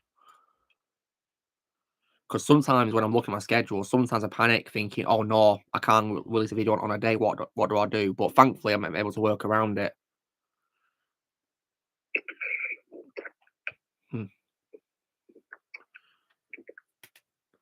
And thankfully, making compilations of DC voice actors as characters has definitely worked a treat when it comes to keeping the schedule going, thankfully.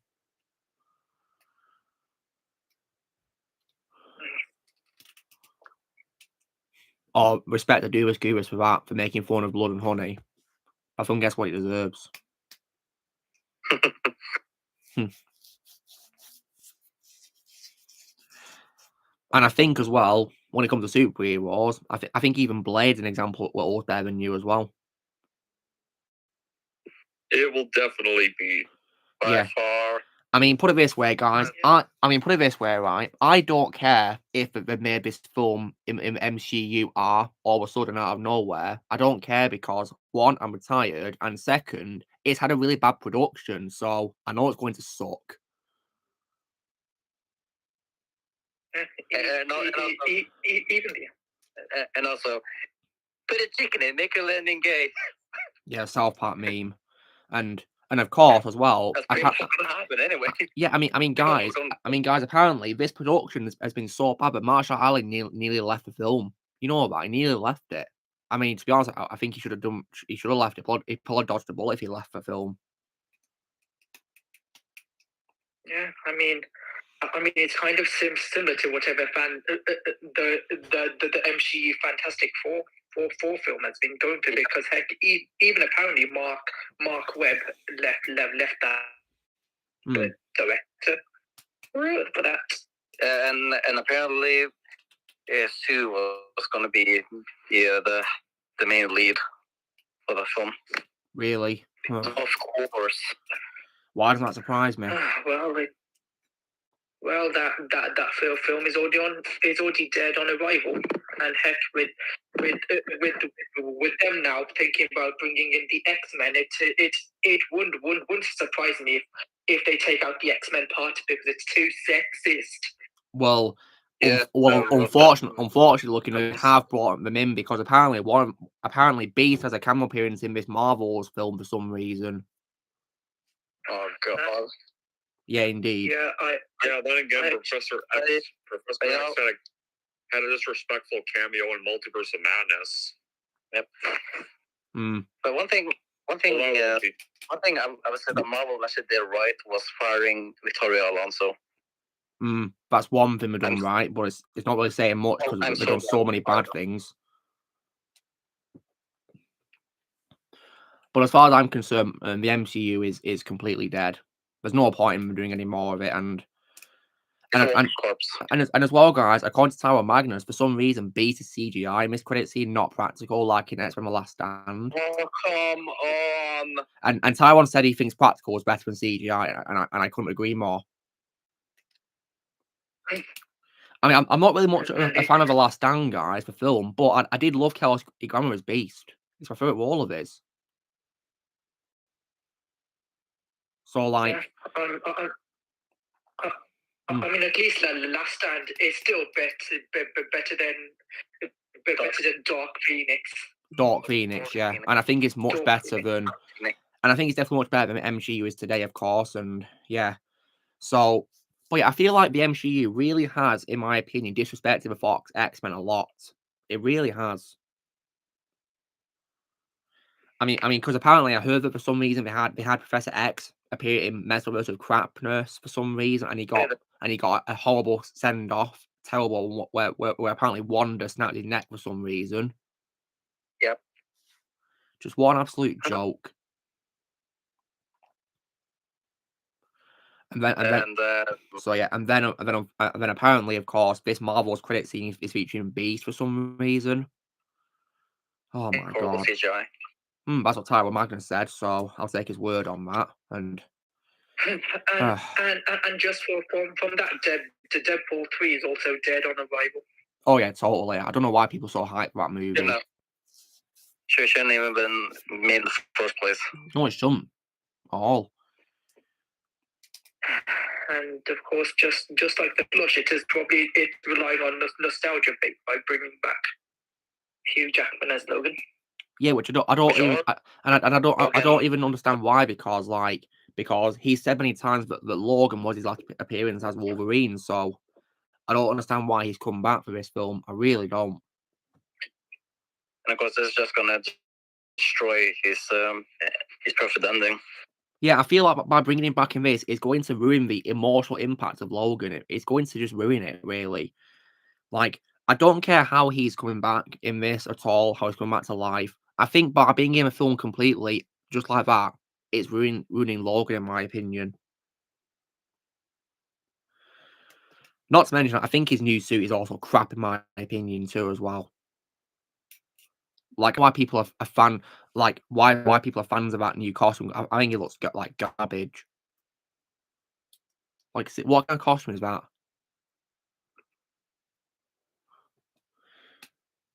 And I don't even know.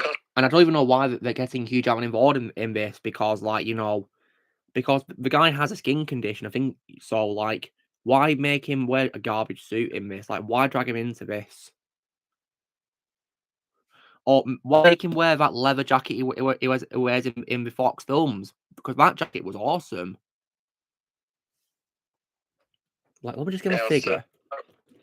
I'm going to say that the old suits in X-Men are better. Yeah, this is the suit that I love, right? Right here. This is the Wolverine suit I can accept. Not one with Deadpool 3.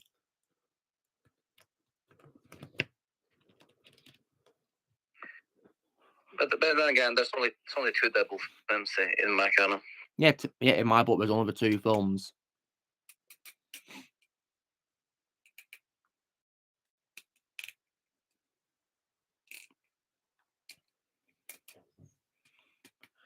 So yeah, this film is definitely dead on arrival. And oh yeah, there's also for some reason they're bringing back Jennifer Garner as Electra as well for some reason. Like, seriously? And guys, and also guys, just imagine how crappy Wolverine's mask gonna look like. It does appear in the movie. I think it will. I think we confirmed he's going to wear the whole thing, unfortunately. And let me guess, is Wolverine going to obsess over spaghetti like Pete and Flash did? Probably. Yeah, I think so. Or is it gonna be turned whole lame and gay? Yeah, I mean, because Don, I don't know if you've seen, the that scene from The Flush where they have spaghetti or not, but basically, right, what's so dumb is when Bruce Wayne actually first appears, Michael Keaton, right, he actually does fight two Barrys, right, and then what's stupid is after he gets defeated by them because they dodge out his way and he falls and hurts himself, they ask him who he is, and he then says, "I'm a guy who lives here," and then Barry then says, "We're looking for Bruce Wayne." And then rather than like, question them or like, try to make them leave, he simply asks them, "You hungry?" What the heck? I did see the scene where he explains the multiverse with the spaghetti, and then when he finishes making the spaghetti, he gives it to the younger Ezra Miller, who then eats it really disgusting way. Oh yeah, tell me about that was disgusting. And he doesn't even care about his mouth being dirty too from it. Yeah, well, so they even have a trailer too where he says, "Wait, he's Batman." Oh my god. I'm Batman. Just to be honest, I've only seen like two scenes of that film. The first scene being where he puts a baby inside a microwave. Yeah, which is. And that one scene with all that disgusting CGI with all those what do you call it, those multiverse cameos aspects of the cameos, yes, those cameos. Yeah, just that scene, and that CGI was just painful to look at. Yeah, I mean, I personally think that's probably the absolute worst scene of the film because of how disrespectful it is to those who died, in my opinion. I think it's the worst scene because of that reason. And the only other scene I also saw was Ezra's cringy laugh. Oh god. And if it makes you feel a bit better, even Nicolas Cage was even slamming his cameo in that film. Yeah, because apparently, lucky nerd, the cameo that's in the scene that you've seen, he didn't film because he filmed something completely different, but he got cut for some reason. So I guess you could say this movie pretty much helped trigger the actors' strike. Yeah, I can see why the strike happened now because of it. Yeah, I couldn't believe it either, Exalted. I thought it was a joke, but apparently it's real. I've seen clips on Twitter, and it's just disgusting. I mean, it's literally Ezra Miller in real life, isn't it? Yeah, and then of course you have Machete, of course, was accepting this. Who Ezra was in real life, like. Yeah, and also Don, do you know what's so dumb as well is the director of the film, Andy Machete. He also as well was telling us that the bad CGI was good. He thinks it's good, but CGI is bad. Yeah, well, that was the reason why I didn't end up rewatching it this year, was because it's directed by him. Yeah, and that's really sad because that's really sad because his first It remake, my favorite film by him. If I had respect for him, no, I don't have any respect for him. Yeah, well, I like the first It, hated the second one. And I have no doubt in my mind that if you saw his Flash one, you thought it's worse fun, wouldn't you, Don? Yeah. Because even though I'm not a fan of it too by any means, I would rather watch Albert Flush any day. Definitely. Yeah, and so, like, when it comes to explaining the whole multiverse thing, guys, right?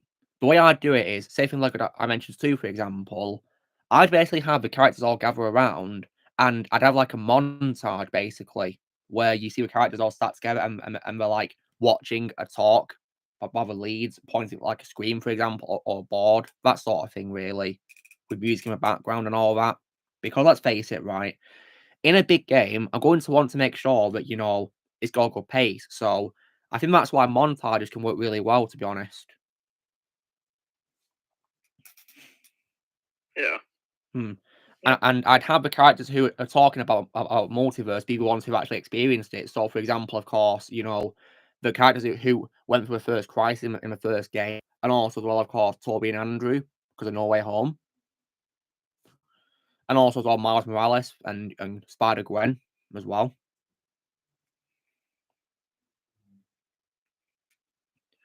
And also as well, to a lesser degree as well, Doctor Who, because Shadow, if you can recall, David Tennant's Doctor, of course, has been to Parallel Earth, hasn't he?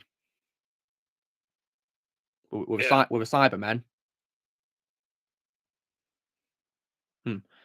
Hey, quick binger, what's up?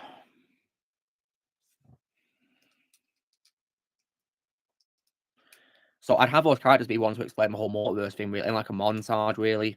No dialogue, no lines would be needed, you know, to make it, you know, lengthy. Just music, really, and them, you know, like explaining it with music in the background, you know. No spaghetti or anything like that.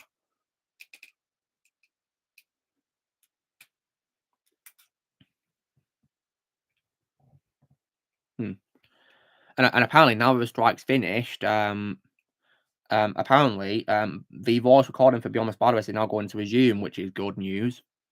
Yes, great news.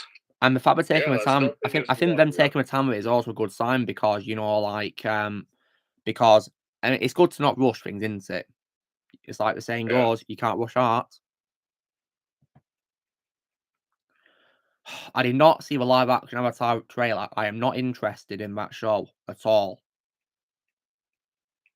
It's only the anime series. Yeah, I'm only going to watch the series on the animated series. That's it. I'm not going to watch the live action one because based on what I've seen from pictures, it looks like it's dead on arrival. Hell, I'll even take Legends of Korra over that live action show. I mean, didn't you say that show's okay, Shadow? Yeah, I mean it's good. I mean it's definitely better than the live action movie. What, like M. Night? Oh, by far. Well, I don't know that for a single second because that film was universally panned. I was a good character. You know, that show has one thing that, you know, a lot of shows these days fail to have, which is likable characters, of course. Because when I watch Avatar, guys, it really amazed me how much better, you know, the story, characters, and the dialogue was compared to today's garbage. Amazing in an appalling way, too, because, like, it's just really appalling how old's better than new. It's really appalling, in my opinion. It was 2005 after all, an era when we used to have very good cartoons. Yeah, I miss that era so much. I mean, when it comes to video games, guys, my favorite era of them is from 2000 to 2010. That's my favorite video game era of all time. Because back then, you know, games didn't care about, you know, making, you know, massive story eating games with, you know, more focus on the graphics. They wanted to make good games, you know, good gameplay, good stories, and, you know, being respectful as well too. Whereas today we're just going woke and all we care about is making the characters look very realistic. All we care about is graphics, not making a good game. And of course they're putting in the message. Yeah, because like I said, they're putting in wokeness, aren't they? And many games as well are pretty much just multiplayer focused now for some reason. The message, well, I'm probably going to be good. What's it gonna? It's just really stupid. I mean, thankfully, there is people in this world who, thankfully, of course, are against this whole message thing being put in stuff, thankfully. Take care, George. Thanks for being here. Like, one thing that really bugged me, for example, you know, like, is, you know, like, you know, when it comes to messages and all that, you know, people want to put them into adaptations, for example, which I think is a dumb move because, like, when you're adapting something, you're supposed to be staying faithful to, you know, the author of what you're basing your adaptation on. But how can you be faithful when you're including things which the author didn't include? It defeats all purpose of being faithful, doesn't it? It does. Like, One example I can say, of course, even though I refuse to watch the show, of course, is Rings of Wokeness. Oh God. And I stress the importance of mentioning this show because it's based apparently on the books by my favorite author of all time, Tolkien. But Shadow, would you confidently say that there is zero faithfulness to Tolkien in that show? Nothing at all. Faithful. Why does that surprise me? It's literally just the names of the characters. Just names that mean nothing. And that means what? Meaningless, really. I think another example of that is probably Witcher season 2 and 3. Oh yeah, The Witcher by Netflix. I mean, I guess you could say the entire show. Pretty much, yeah. I mean, as far as I'm concerned, the first season I thought was good, in my opinion, mainly thanks to Henry Cavill. But I think, even that first season had its issues, of course, like the unfaithfulness to a book, for example, and some annoying characters, of course. And of course, the Witcher himself just being in the back seat or in the second and third seasons, yes. Yeah. Yeah, because I think it was the last few seasons where they totally emphasized The Witcher being underused, unfortunately, which I thought was a dumb move. Because literally, guys, right? I know, right? Because literally, right, in the episode before the series 3 finale in series 3, right, The Witcher literally only has a cameo appearance in his own show, a cameo appearance. Yeah, I've got to be joking. I wish I was joking. What about Jennifer and Siri? Like, who gives a flying crap about those two? Not me. Hate those characters. They really annoy me, especially in series 3. And the finale, in my opinion, was also an absolute joke as well, in my opinion, too. Like, all I can say is this show did not deserve Henry at all. It didn't deserve him. Like, I think I would even say that Nets as a whole doesn't deserve him. I mean, I hope the director in All the Homes 3 will treat him right, if he comes back for it, that is. Yeah, not even Hollywood that deserves Henry or actors that we still like. Indeed, yeah. If I was to meet Henry, guys, as you know, if I was to work with Henry, guys, I'd want him to feel comfortable and feel happy to work on the project that I'm doing, really. And I'd also make sure that, if I was talking to him, that, I'd make him feel happy, really. Like, one thing I'll talk about him, guys, is probably, of course, his favourite games, for example, that he plays. I actually gotta go now, guys, but... No worries, Don. Thanks for being here. I hope you have a great week. Thanks for being here. Yeah. Thanks for being here. Take care, Don. Oh. Take care. And because of that, I sometimes will wonder. Obviously, I'm still pissed about him being recasted and stuff, but this is another thing which I do. So she did stay as Superman. I probably have a feeling that they probably would have made his Superman into a joke. Sometimes I wonder. Yeah, that's very unfortunate, really. I mean, what do you expect? It's today's world, isn't it, really? All I care about is ruining things we love, really. Yeah, by people that don't even care about the source material. Yeah, but being one people don't even like the franchises and they're still being allowed to work on them, just what a joke. Well, that is going. You fail upwards. Indeed, yeah. Kevin Smith. Oh yeah, screw Kevin Smith. Because after, of course, what he did with Master of the Universe, where he, did that reboot series and, he attacked the fans, making it a Ruin Johnson 2.0, he lost any respect I'd have for him, even though I barely knew him at first. But when I heard what he did, I lost respect for him, and I refused to watch any of his movies. Any at all.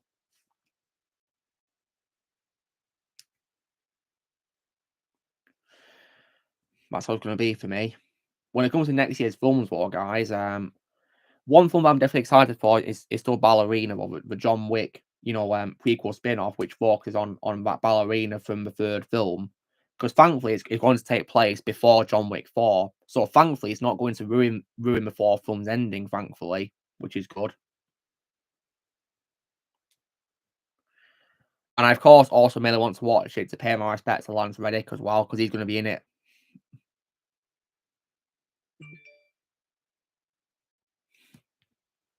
Yeah.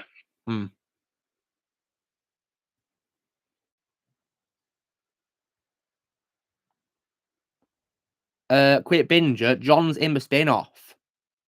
He's in the spin-off. Are you kidding me? And also, why are you saying laugh my ass off? Jesus Christ. I knew I had my doubts about you before, and now you've done it again. Thanks a bunch. You know, first of all, you asked me if I'm watching Black Panther, Wakanda Forever, when I already said I'm retired, and now you're doing this. Jesus Christ.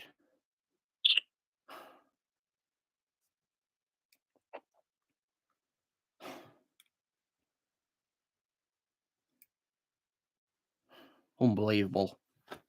You see what I've got to deal with, Shadow? See. And also as well, I can be excited for whatever I want. Anything. Yeah, it's called opinion. It's called an opinion. Yeah, you ever heard of that?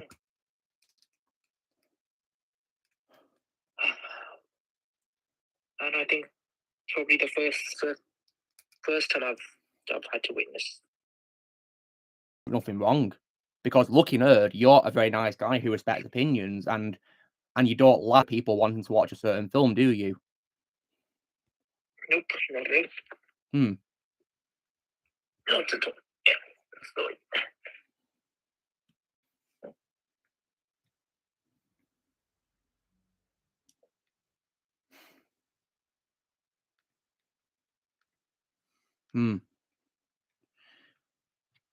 Yeah, sorry if I don't talk much. I'm just Don't be sorry, Shadow. letting Ozzy know. I'm just letting Ozzy know about everything that's going on the stream. Oh, that's cool. Like, yeah, keep him updated. Yeah, please do. Yeah.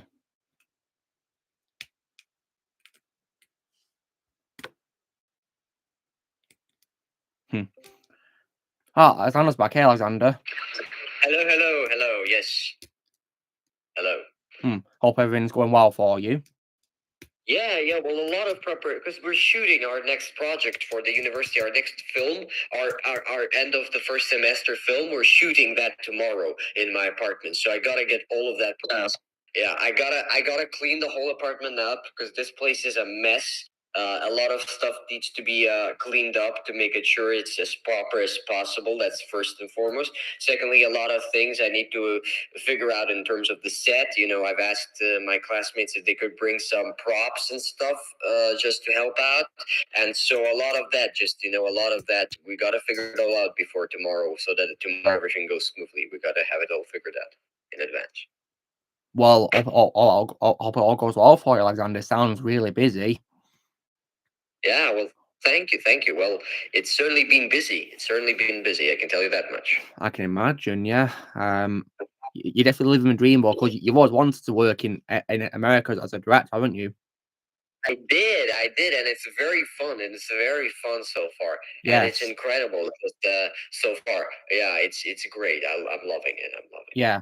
Although I will say, if I was to work in America in the film industry, I'd want to work independently, to be honest, not with Hollywood. Yeah. No, I agree that that's a great position to have. I mean, that's one of the reasons why I'd love to live in Japan, because if I was to work in Japan's industry for films, I think it'd be much better than Hollywood, because Japan's a no-nonsense country, I must say. Very respectful too, I must say.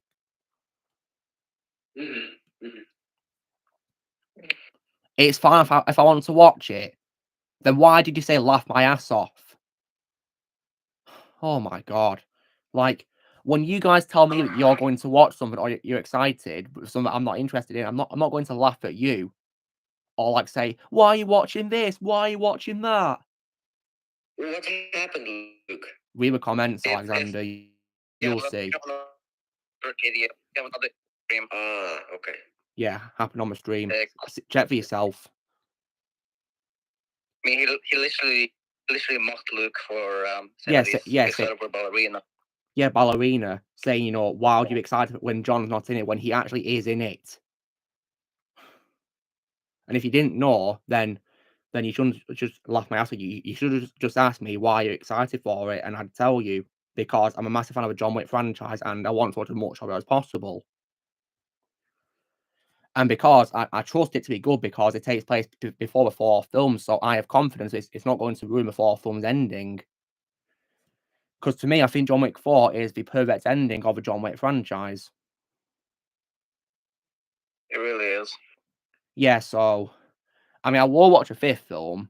I'm not going to watch that because I think 5 is not needed. I think 4 was perfect ending. But this spin-off, though, give me that, please. Yeah, that I will definitely check out. And I want to watch it so I can pay my respects to Lance Reddick too.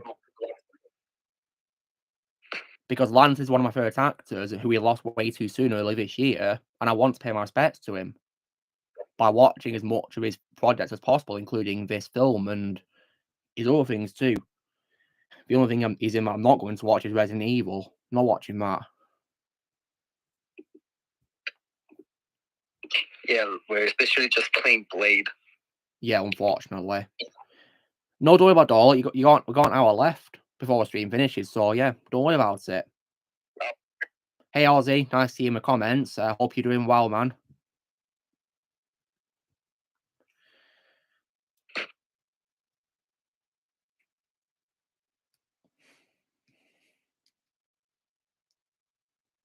And yeah, also when it comes to Lance Reddick, yeah, he was also great in Oh yeah, that show. Yeah. Well, I'd love to check that show out. Isn't it, based on a video game too as well? Castlevania. I heard it was, because I heard Blaze is a fan of it, so I'll probably check out that and the games too. And so far, that is my favorite video game adaptation. That's cool. But you were asking me, am I going to watch Nocturne?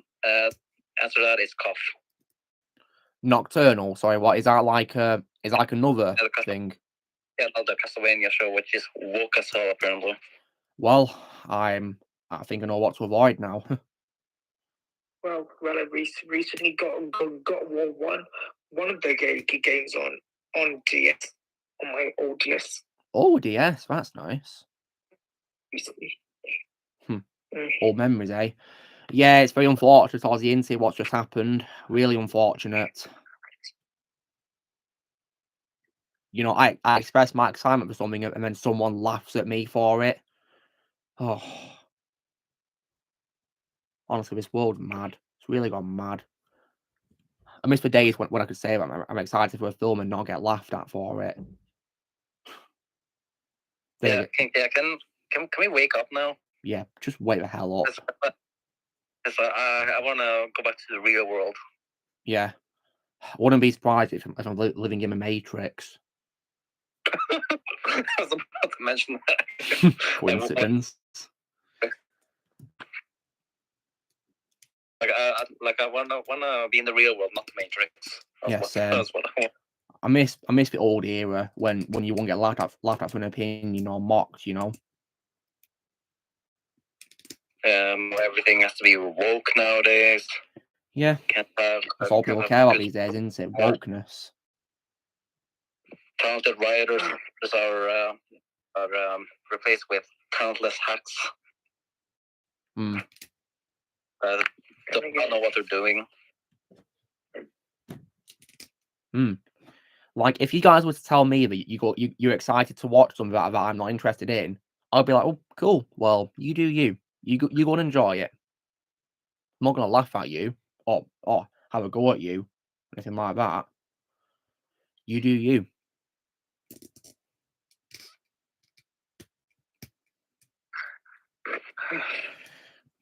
Because earlier, guys, right? I told you guys I'd be checking out the sequel to Train to Busan, and Shadow, you didn't laugh at me, did you?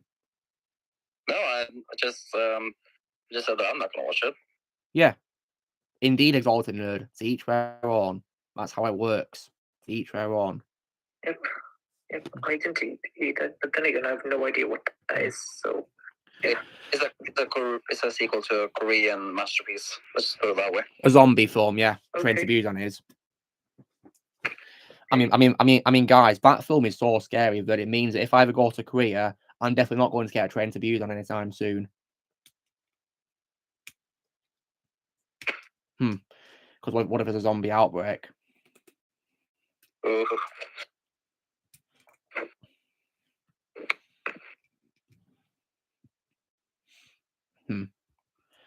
And oh yeah, Shadow, you'll also probably be happy to know that one of the topics I'll be including in Old is Better Than New is the Simpsons as well. Yeah. I mean, because I can probably imagine that you're really angry with what it's become nowadays, aren't you? Yep, and especially now that they've just revealed that Homer's not going to strangle Bart anymore for some reason. That's just one of the dumbest changes I've ever seen in my life ever. Like, that's one of the main running gags of the series, and they got rid of it. What a joke. And I'm just wondering, is Matt Groening okay with this? I don't know. Is he okay with this? Well, I hope he's not okay with it because they're massacring his character. They're massacring his show. Yeah, they are. And nothing's happening that he's doing. Yeah, they're massacring his flagship show. Indeed, the show that made, him famous,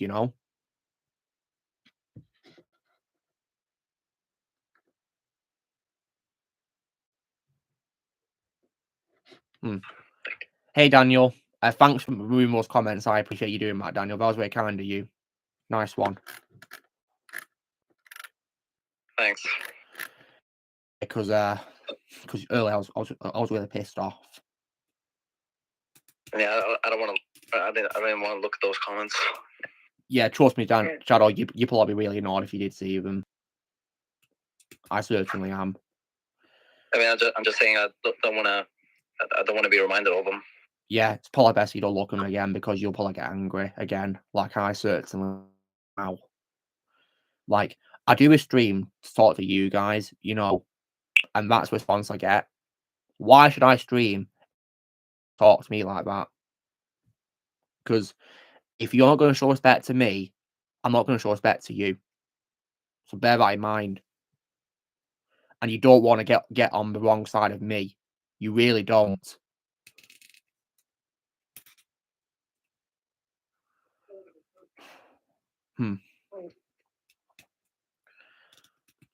No worries, Daniel. Just stay. As long as you want. You're welcome to be as long as you want.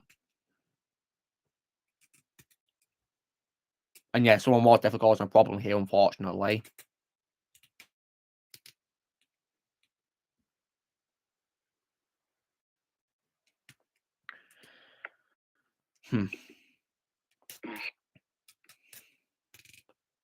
So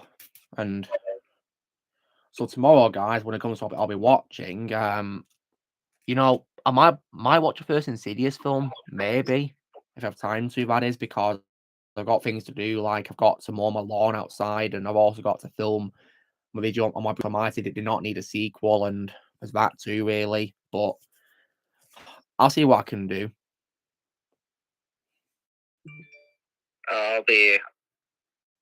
I'm definitely going to check out the David Fincher's new movie, The Killer. Tomorrow. Oh, yeah. Yeah, it's on Netflix, isn't it? Yeah, I need to definitely watch that soon. I really do want to.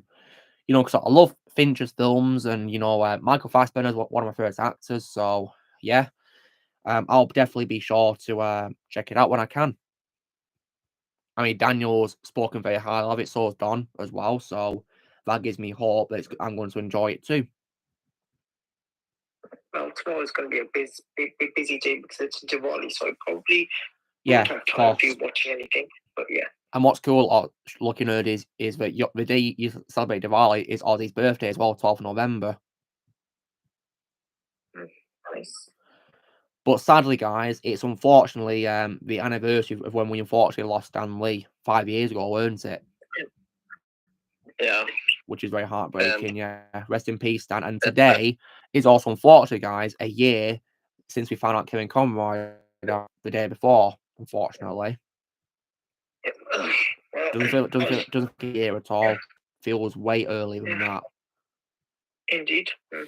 I was just gonna say, well, I just realized that Ozzy also shares the same birthday as Lex Lang. Oh, that's cool. 12th November. Hey. And he also shares the same birthday as Anne Hathaway and Wallace Shawn and Ryan Gosling, among others, I think, as well. And also, speaking of like birthdays and stuff, tomorrow is the 6-year anniversary of my channel, Opera and Sisters, the existence of the YouTube channel. Well, I guess I can say happy birthday to Opera and Sisters channel. Yeah, absolutely. I'll be uploading a video, celebrating the channel and how it has changed over the years and how it has evolved and perhaps even improved. Yeah, it's definitely done really well over the years, and I can definitely tell you that. Really well. Thank you so much. I appreciate it. I mean, I will say, though, that your content's always been amazing since you first started, but, as the years have gone by, you've done really well on your channel. Yeah. Well, I recently rewatched my very first video, actually. It was really fun. Very fun to rewatch the first ever one, to be honest. That's cool. Well, I'm glad you had fun. Oh, yeah, it's and apparently later this month, it's also, unfortunately, a decade since we lost Paul Walker, sadly, in his car accident, which is heartbreaking. Does it feel like it's a decade since we lost Paul? It's very sad. I mean, I still miss him. Yeah, I miss him very much. Still can't believe they're still doing more of his Fast and Furious films, which I think is a dumb move, really. They're so desperate in milking this franchise. So yeah, it was, and what I think is so dumb looking at it is they actually said they were going to end it with the 11th movie, but for some reason they're now doing a 12th movie. Apparently, like, oh my god.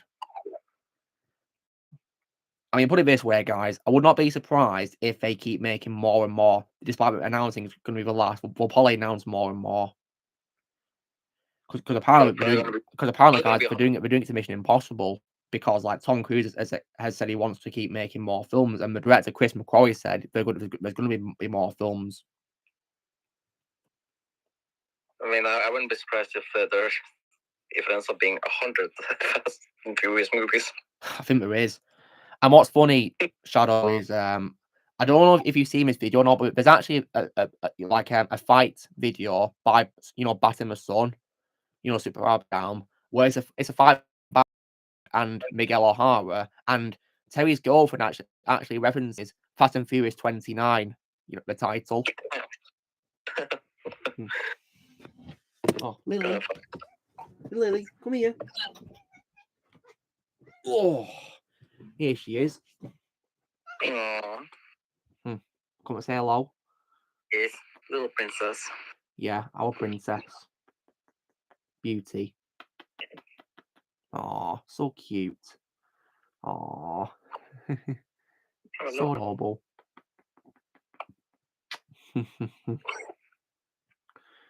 Oh, she's got such a beautiful little face, hasn't she? So beautiful. A black cat with green eyes. Yeah. Okay. Yeah, she's a mongrel cat. Yeah, that's what kind of cat she is. Yeah. Little beauty. So adorable. Lily. Aww. She's cute. Fast and Furious 100. Right, go on then. Off you go. Go on then. Off she goes. But yeah, I wouldn't be surprised if they keep milking that franchise, forever, really. I think they will definitely do that.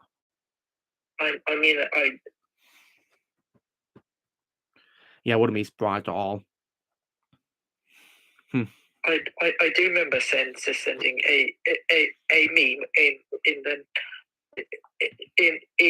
the memes channel about there being a Fast and Furious 39 with Vin Diesel on a scooter or something. Yeah. I've seen that. Yeah, that was hilarious. Brilliant.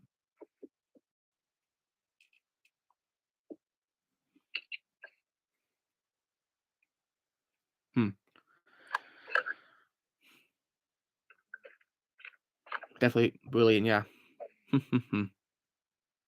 But yeah, sometimes they just need to stop making these films. They really need to stop. Like, it's a little hard just to stop. Well, money. Yeah, money. Alright, take care, Daniel. Hope your shift goes well. Take care now.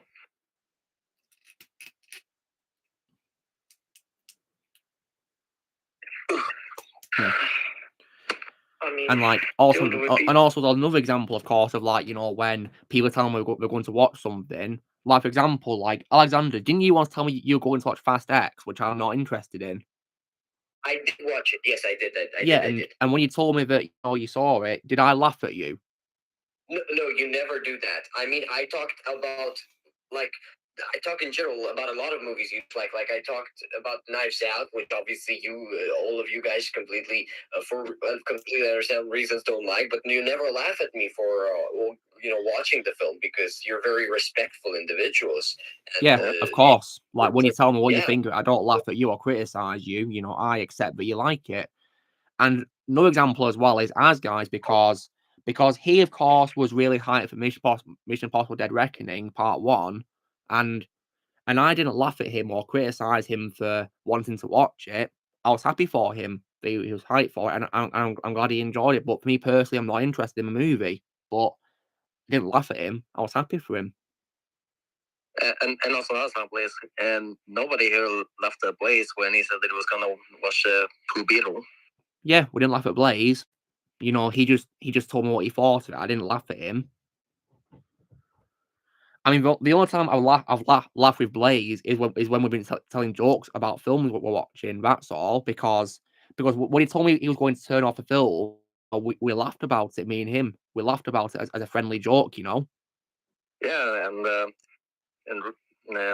earlier today, they sent me a lot of cursed images. Yeah, like he normally does. And most of them were even for those AI-generated Pixar films. Oh yeah, that you showed earlier, yeah, with me, for example.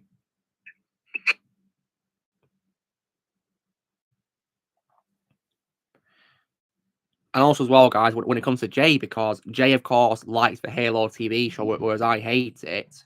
And I don't laugh at him for liking it. I'm happy that he likes it. And he's also happy with me hating it too. He's happy with that. I mean, if you guys don't believe me, check out the stream he was on, because when I told him I hate it, he told me it's all good. He told me it's all good if I hate it.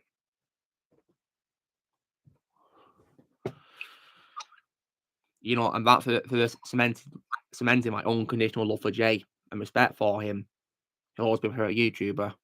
Always.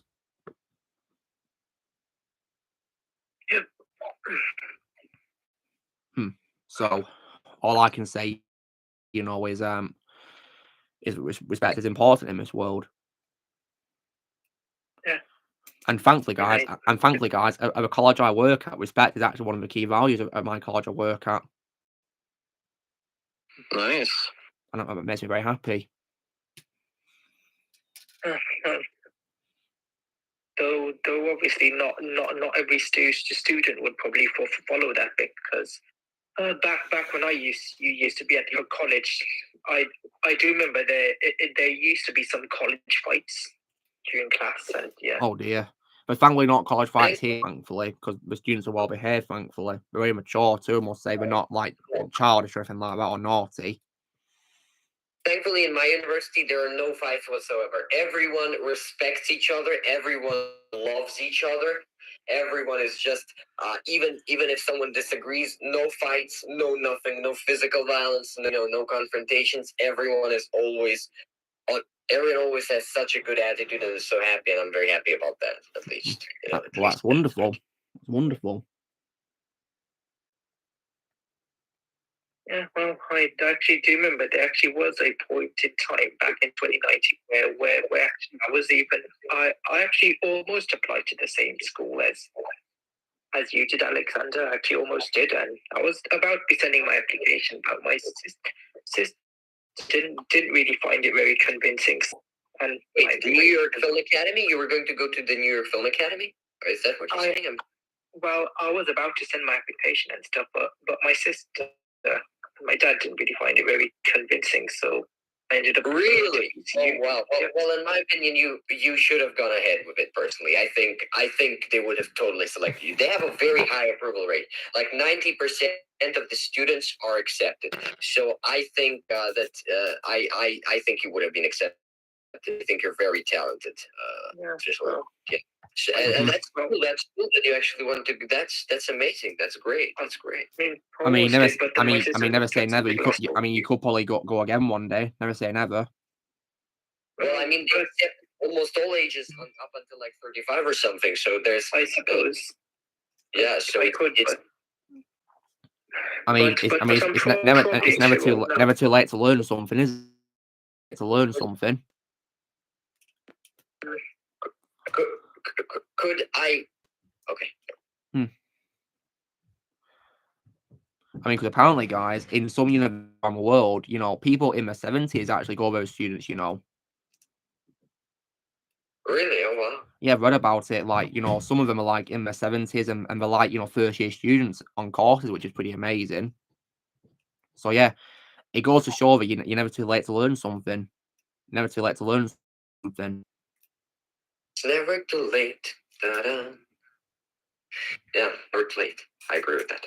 Yeah, and at my college as well, for example, you can also apply to be a student there as well. Never too late either. Because the age is actually 16 or over, so yeah, and they don't stop with a limit. So yeah, keeps going really. Yeah, I mean, with colleges and universities, you can apply at any time. Yeah, you can anytime you want. You do that. Yeah, well, with mine, there's a limit. I think it's 35. After 35, I think we can't. Our university doesn't accept in my one in particular. I think that's like the limit. All right, that's fine. I guess I'm not too old after all then. Yeah, not too old at all. Oh yeah.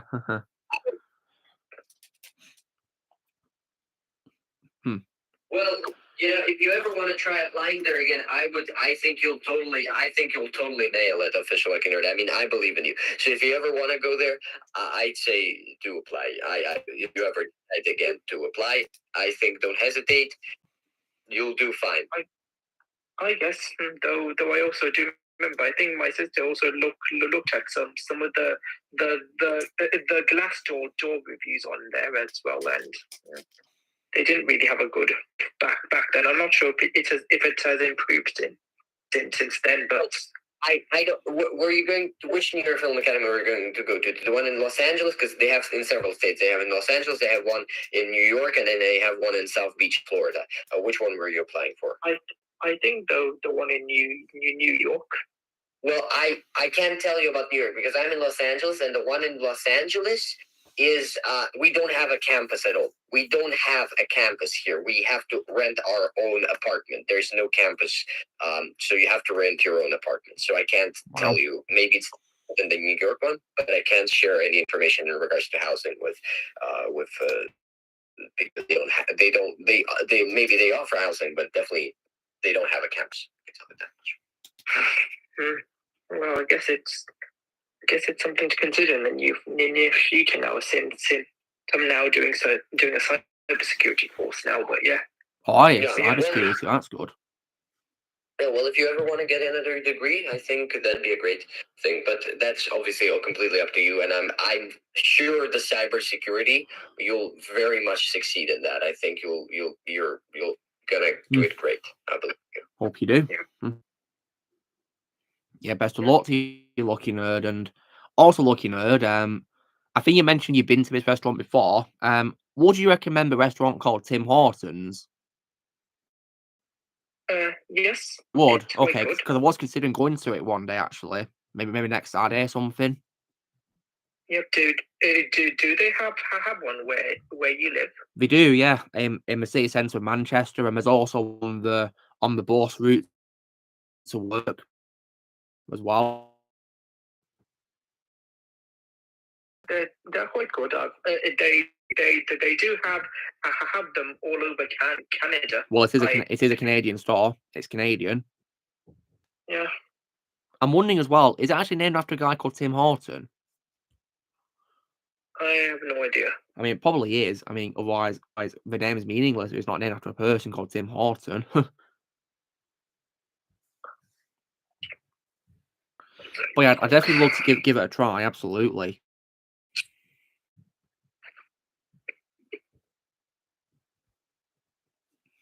And so I might probably consider going there next week. I'm not sure if in America or not either. Are they not in America, guys? Tim Hortons. I'm not sure. I mean, have you seen him in Los Angeles, Alexander?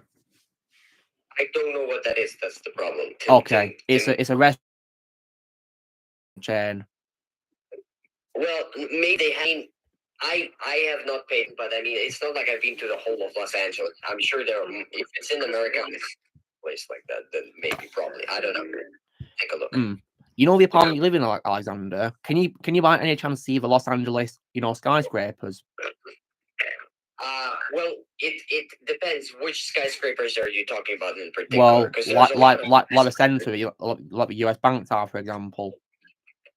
Let me see. Where is the what is it called? US Bank. I'll look on the map. US Bank Tower in Los Angeles. US Bank Tower, Los Angeles. Let me see on the map very quickly how far away that is.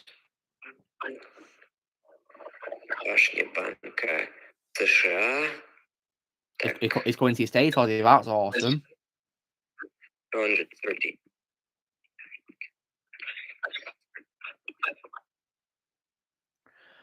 Okay, well, apparently it's from here. That is 39 minutes on the car, and that's a 4-hour walk together. Wow. And also, guys, Tim Hortons is actually named after a real life person called Tim Horton. He unfortunately passed away in 1974, but yeah, he was actually an ice hockey defenseman.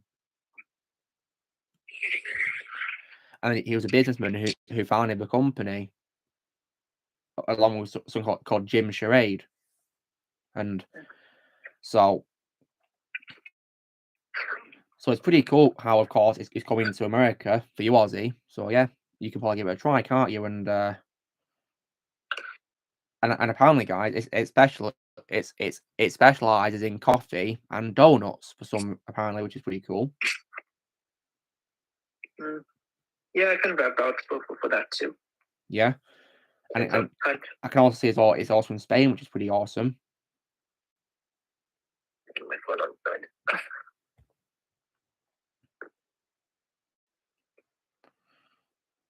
Pretty cool, and so it's been the UK since 2006, which is pretty cool. But I think it's become a lot more popular in my area recently because I've seen it, quite a lot, really.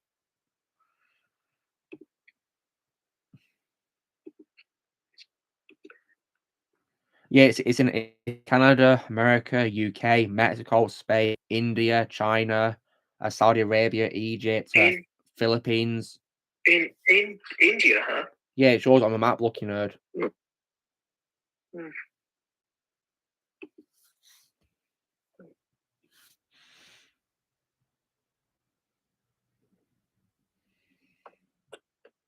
So it's pretty cool how it's all over the world in many countries. Doesn't appear to be much of Europe or aside from UK and Spain.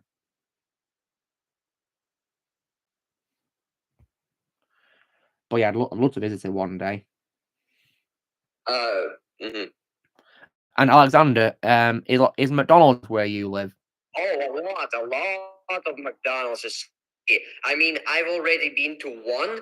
A lot of the time I've been ordering McDonald's through Uber Eats. Delivery. Yeah, of course. But I have been to the closest one, and I plan to check out the ones a little further away, like the next two as well, because they're literally so. Well, obviously, I don't have any within walking distance, but on like a Lyft, which Lyft like Uber, basically you order like a taxi.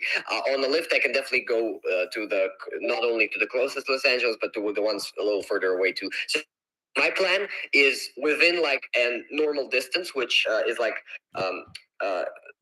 no more than $25 or something in terms of the ride, so nothing too far away. I'm planning to check out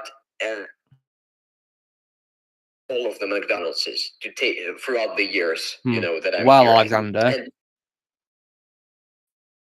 no, I don't mean far away. That'll be a very expensive ride to order. So in the distance that I'm allowed to spend.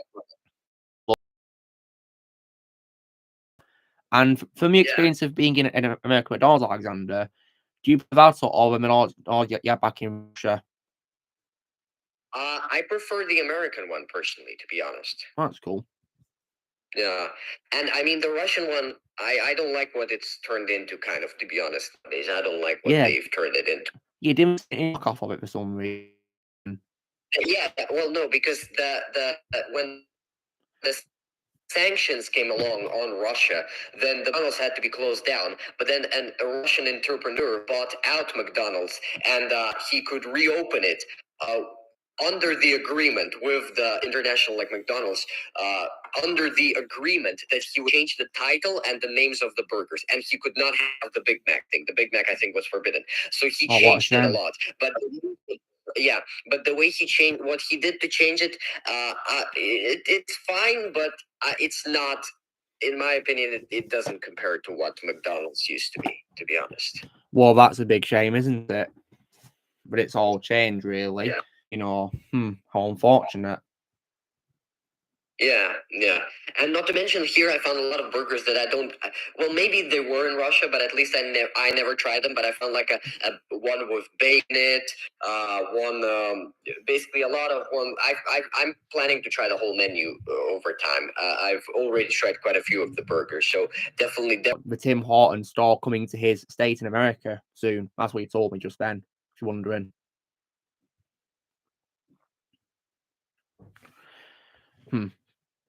So, and in terms of you know, like visiting Tim Hortons, I'll probably consider going the next Saturday, I think, guys. Yeah, because it was only Manchester City Centre, so I can give it a go, really.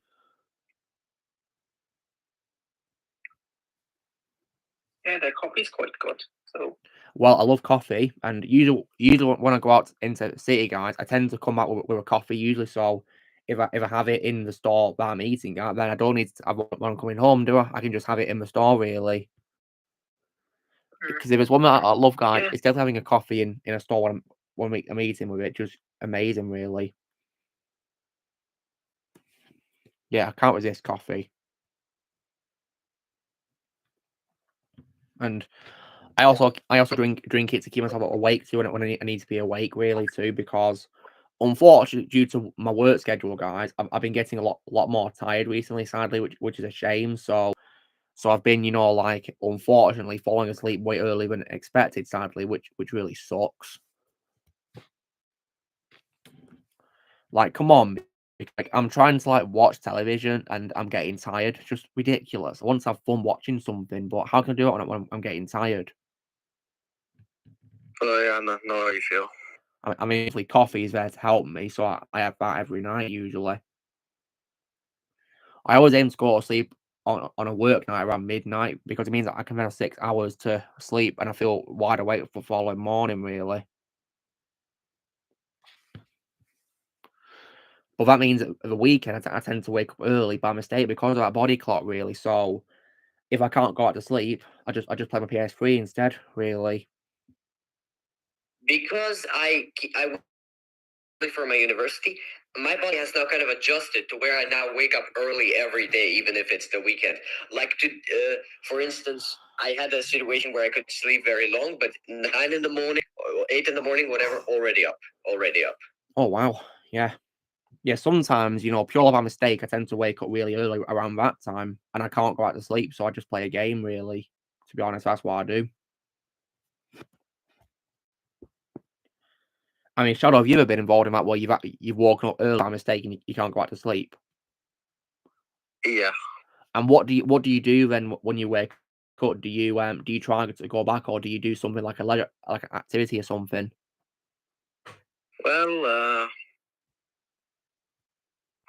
today, for example, I woke up early and just watched some. You watch videos, that's a good choice. Yeah, I tend to do that sometimes because there's so much upload while I'm sleeping, so I decide to catch what I've missed, really. I unfortunately can't really catch up due to work because when I get up on work mornings, guys, I've got to get ready, so I ain't got time to watch any videos, sadly. And when I'm, of course, on the bus going to work, the Wi-Fi is usually bad, so I just listen to music instead. Because thankfully, I have downloaded music to my phone, which doesn't require an internet to play, thankfully. So I just listen to it.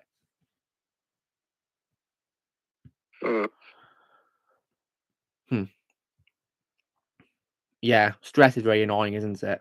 Can't stand it. I try to have an easy life, really, these days, guys. That's what I like to do, really. And like I said before, guys, I miss the days when I could say if I'm excited for a film and not get laughed at for it, or mocked. Yeah. It's just really unfortunate, really, when it happens, really, to be honest. I miss the old world I used to love. Yeah, but fortunately, you get treated like you're in school because yeah, that like dirt. School. I get treated like dirt these days, and what did I do to deserve that?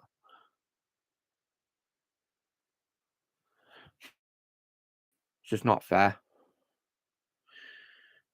That's a good thing about watching your favourite shows. Good choice. I mean, whenever I wake up by mistake, the only and I do remember is when I came back from my holiday and I couldn't sleep. Oh yeah, because of jet lag. I get that sometimes. It's pretty annoying. Yeah, and sometimes whenever I have a bad battery. Oh yeah, bad dreams. I can definitely relate to that. Yeah. Then again, you'd be surprised. I think you were in one of mine a few days back. Really? Oh wow.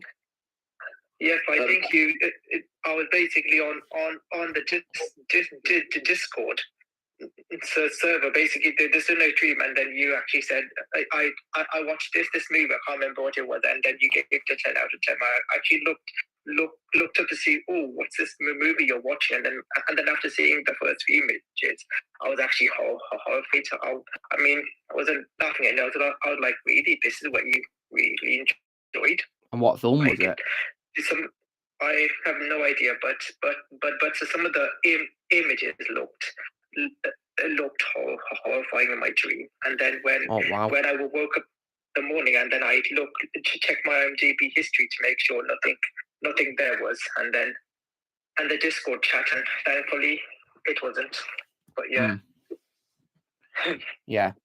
Ozzy McDowell, if you're wondering what you guys missed, basically, right? Some guy from before called Quit Binger, I don't know how you pronounce that bloody name. Basically, I told you guys here in the chat that I was excited for the John Wick spin-off Ballerina, and I'm confident it's going to be good because it takes place before a fourth film.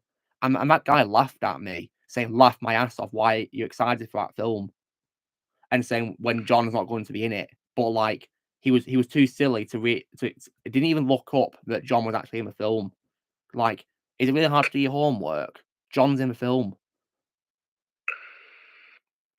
And even if he's not in the film, I want to watch my respects to Lance Reddick because it's one of his final films.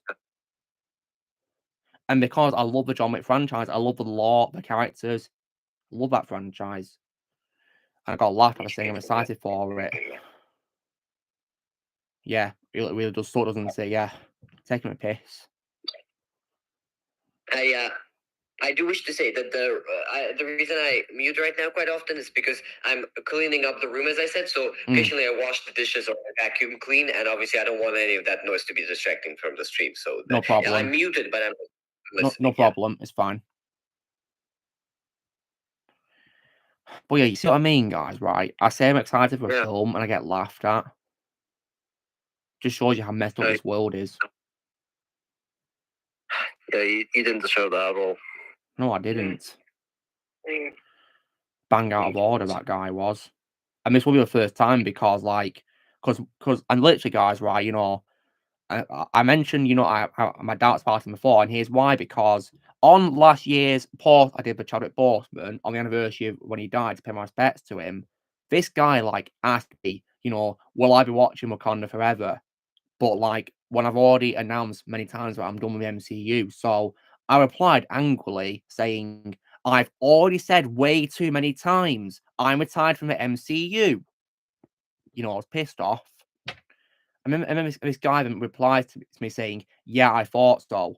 Just wanted to make sure because you can't just retire and not watch these films. Saying like, you know, like, do you not know how retirement works? That's I'm unmuting because I just heard that, and that's ridiculous. How can he say stuff like that? I know, I was pissed off. What's this guy's problem? Probably that I'm done with the MCU, I guess. There is no obligation to watch the MCU. I have not watched the MCU. Yeah, I have not watched the MCU either, and I know a lot of people who stopped watching it too. So I don't understand why there is this feeling like the MCU has to be continued to be watched, which I don't think it does. I don't think it does. And guys, just look at it this way. At the recent movie, The Marvels is called the current state of the MCU now. Yeah, as Crystal Drinker says on the title of his video. Yeah. But he is right, though. But yeah, guys, right, you know, saying, you know, like, because, like, you can't just make a big decision and not watch a certain film here and there, but, like, do you not know how retirement works? And also, you cannot dictate what I watch. I can watch whatever the hell I want. You can't make me watch anything. Like, do you see me telling you guys to watch something? I don't do that crap. No. The only thing you do is just say recommendations. That's because at the end of the day, right, you know, it's up to you what you want to watch. I'm not going to say to you yes or no. It's up to you at the end of the day. If you want to watch it, you do you. I'm not going to stop you or tell you to watch it. It's entirely up to you. Just like I'm sure it's be up to me what I want to watch. And most of the times where you have recommended movies, I've taken your word for it. Yeah, you have, and I've taken you guys' word for it as well. And like recently, when you covered Zambizia, that's a movie I actually do want to check out. Well, I'd recommend it. It's got a very good voice cast and it's a pretty good story. Zambezi is a movie that frightened me so much as a child. I was terrified of the movie. Well, I can see why. It does have its fair share of dark moments, so I can see what you mean, Alexander. Well, it's the lizards. The lizards terrified me. Oh yeah, of course. Wasn't one of the most. I want to see this movie even more now. Yeah, it's good. It's good. I'd say it's good, but it's up to you at the end of the day, Shadow. Yeah, and I want to watch it. And it's got a great voice cast, a stellar cast, because you know Coda, Shadow, Coda. Yeah, no, Jeremy Suarez. Yeah, Jeremy Suarez. He's in it as a main character. And also he's in Samuel L. Jackson. Yeah, he's in it as his dad. Yeah. But the cast member that sold me on this movie was Leonard Nimoy. Yeah, he plays Sakura, and also Abigail Breslin's in it, and also Jeff Goldblum as well. And isn't Deep Roy? I think Deep Roy has a cameo at one point, right? Deep Roy. I think so. No. And doesn't Jim Cummings play one of the lizards too? Jim Cummings. No. Jim Cummings. Yeah, Jim Cummings plays the lead bad guy. I think Budzo or whatever his name is. I think he does. Yeah, I think he does. Yeah. Yeah, Zambezia. Yeah. I also noticed Corey Burton's in this film. Yeah, Corey Burton. Yeah, I think Corey Burton is in it. Yeah, playing a character called Neville. Yeah, Jim Cummings plays the villainous rock monitor character. He's a rock monitor, which is sort of a reptile character, like a lizard. And also Richard E. Grant as well, guys. Yeah, that character Jim Cummings plays terrified me as a child. I had like nightmares just from that character. I don't know why. I mean, Alexander, would you say that his performance first cemented your love for him as a voice actor? In this particular role, I would not say so. It's mostly the other roles he plays. In this role, it's very good, but it's not something that I would say made me love him as a voice actor. I think it's a lot of other performances that mainly did that. Hi, Maria. How you doing? Hope you're doing well. If you want to come and say hello to my voice chat, you're welcome to. But if you're busy, that's fine. But I hope you're doing well. And the stream's been going really well today. Apart from one guy who disrespected me earlier. Because if one knew what happened, Maria, I said I was excited for a film, and the guy laughed at me just because I said I was excited for a film. So that really angered me. And that being said, where's this Bozo now? Where is he? And he's blocked. And you know what? Good riddance. Good riddance. Good riddance. I should have done it earlier. I should have done it when he said to me, you know, why am I not watching Wakanda Forever when I said I was tired, you know? I should have done it then, shouldn't I? What a mistake that was. It was Ballerina, Maria, you know the John Wick prequel spin-off, take away between 3 and 4. It's that film, which I'm excited for, you know, because I love the John Wick franchise and I want to pay my respects to Lance Reddick, who we lost way too soon. And the guy didn't even do his homework, because he said to me the reason why I shouldn't be excited is because John's not even in it. But the thing is, he is in the film, so the guy didn't do his homework. Talk about silliness right there. And talk about epic fail. Yeah, it's an epic fail right there. Just silly behavior right there. And it did, and also he did it live. Yeah, on my stream too, where respect is a main rule. Yeah, brain dead indeed. Yeah.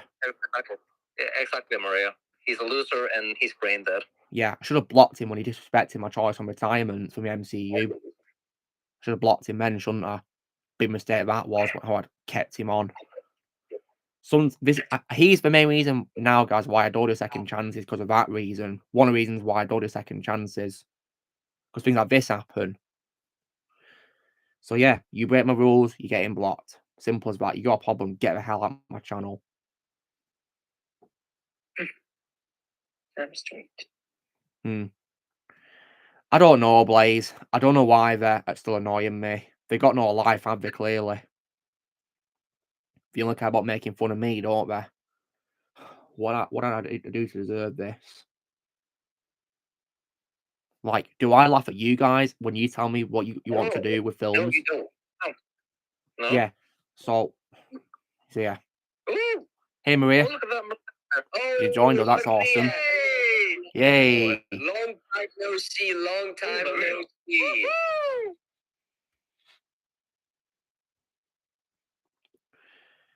Yeah, I can't blame you for raging, Gozzy. I can't blame you at all.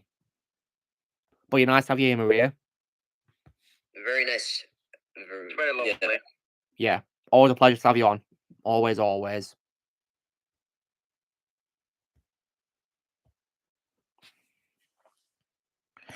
Yeah, you're right, Darth Prime. Some people just don't listen, do they?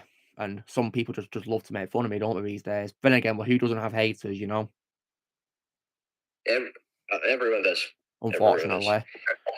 Everyone does. I mean, I want to comment that I'll try to find it, because there was some comment recently. I forgot what it is now, but one comment that really I did not enjoy reading. I'll try to find it and read it out to you guys.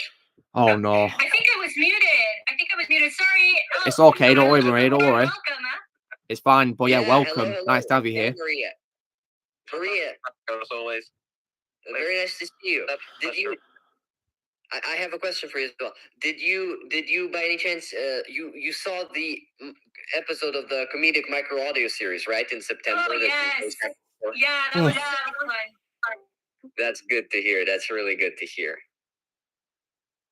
Yeah, it was great. I'm very happy to hear that. Very happy. No, to and hear it's very good. Like everybody did super well on that in that series. Well, thank you. Well, the series is still ongoing. I mean, so there'll be more episodes with your performance as well, and then of course your performance in the Darth Vader comics. The thing about the Darth Vader comics is that I'll be binge releasing them. I'll complete 14 comics, and then I'll binge them, release them in 1 week. Ooh. So that you get one episode per. It's taking so long. Yeah, that's why it's taking so long. And each one will be like 10 minutes long. And that you'll get it all at once. That's how I plan to do it with the Darth Vader. That's why it's taking so long. That sounds so incredible. Definitely very excited for this. And yeah.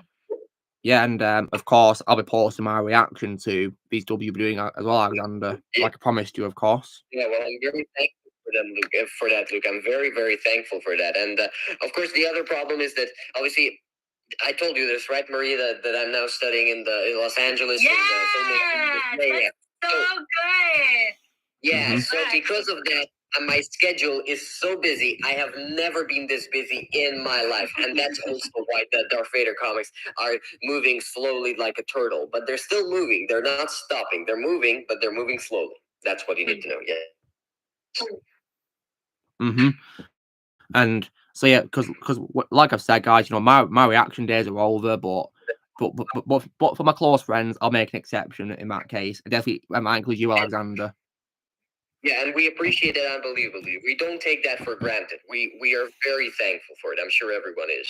Yeah, because unlike a certain hater earlier who laughed at me for saying I'm excited for a film, I'm hoping no one's going to laugh at me for just reacting to my best friend's content, Well, I'm sure they, if they do, that'll be just absolutely despicable, in my opinion. Yeah, it will be, and I'll have a great pleasure in blocking those arseholes. Don't let him get Some to people you, just don't know how to keep don't their worry. Yeah. Some people just don't know how to keep their mouth shut, do they? I mean, is it really hard to shut their damn mouths?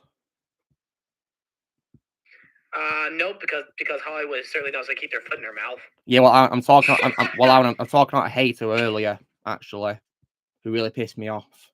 I know. I saw that you blocked him, and honestly, some of these people just don't know how to keep their mouth shut. It is said, even a fool is wise when his mouth is shut. So all I can say, I call these haters fools. Yeah, they made a foolish decision to laugh at me. And like I said, guys, you don't get on my wrong side, because if you do, then you're going to regret it. Some people just don't. Some people laugh at people because they don't have enough self-confidence in themselves. They have no That's life. True. They have no life. And also, some people laugh because they have a darkness within themselves that they don't even know how to handle. So, but they're also hypocrites themselves because they don't know how to handle it. That's actually some of the reasons I left a couple of communities that I won't say on here because that's private. All I can say is I'm better off. I'm better off. Yeah, sometimes in life I'm better off without old things really that I've realised are bad.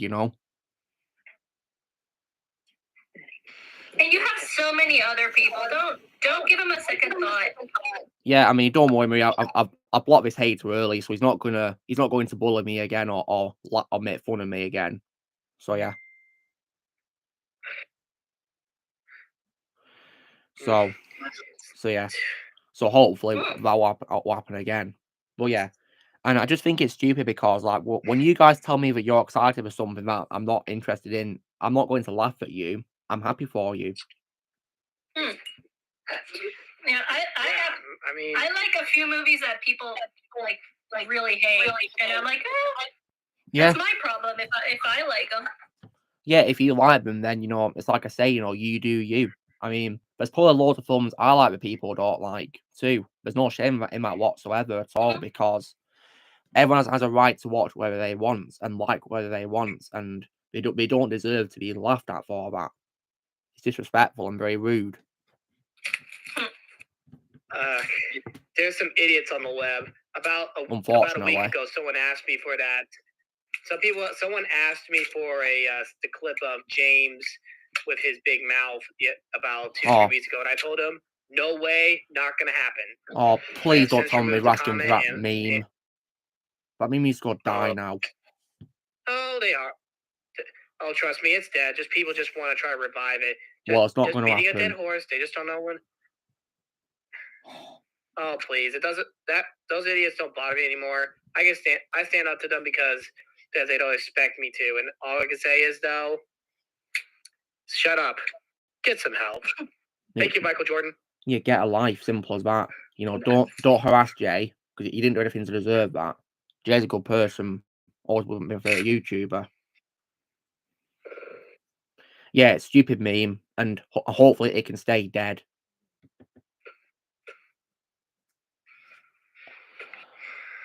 That's all I can say about it, really. The less about it, the better.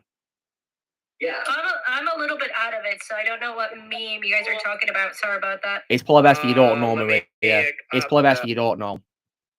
Oh, okay. Yeah, because it's not very nice. It's very hurtful and harmful and just really horrible. Let's just say some people took advantage of something James liked, and they stretched it out to make it something funny and laughable that went online, and people bullied him. That's all I really want to say about it. Yeah, that's what we did, unfortunately. Made fun of him. Sucks. Yeah, it really sucks, and I feel so sorry for him. But thankfully, the meme's dead, so and hopefully it's not going to come back. Hopefully, it can stay dead. It won't be missed.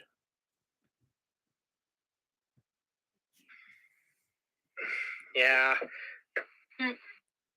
That's how it is for me. And some people just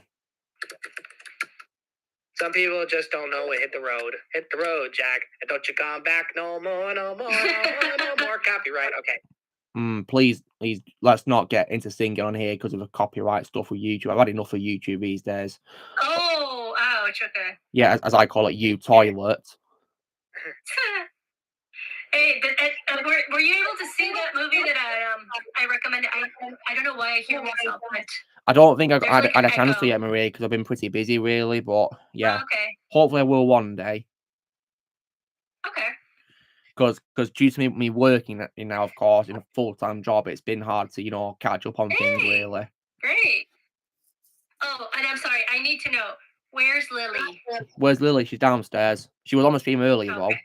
And Susie's actually down there sleeping, but so I've got one cat in here, thankfully though.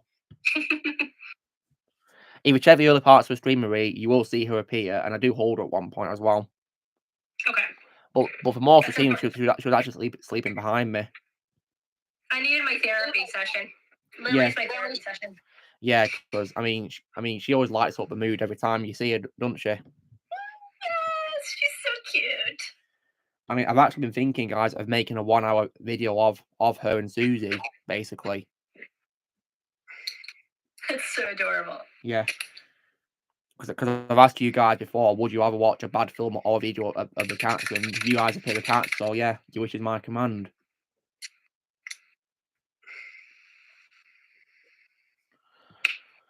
So yeah.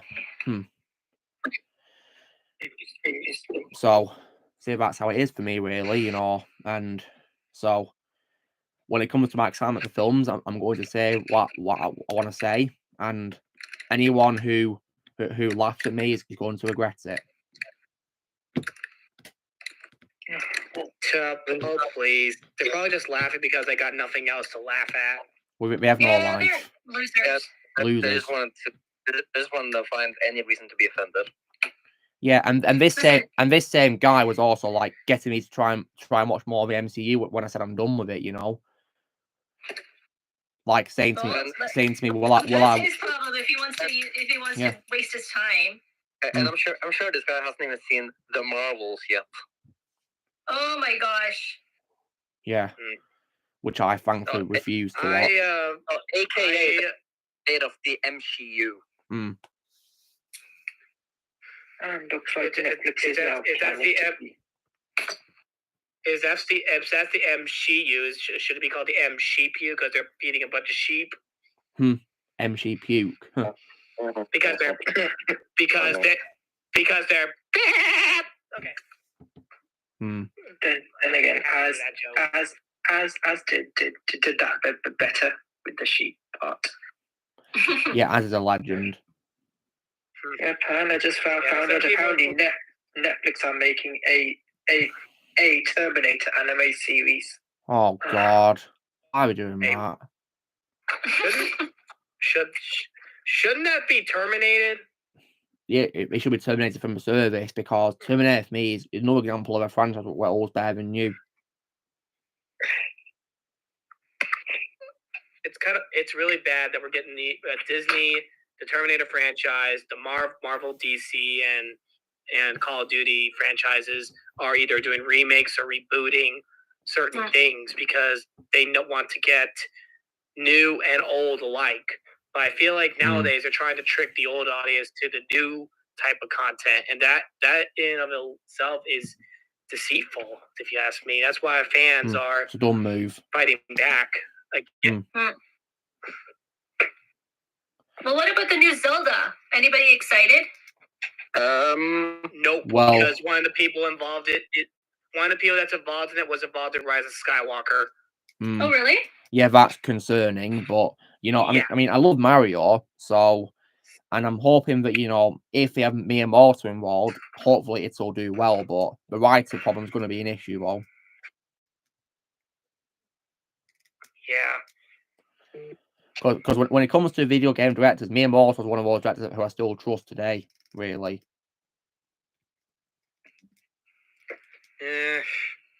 Tisk. Some people, because some people don't even know how to.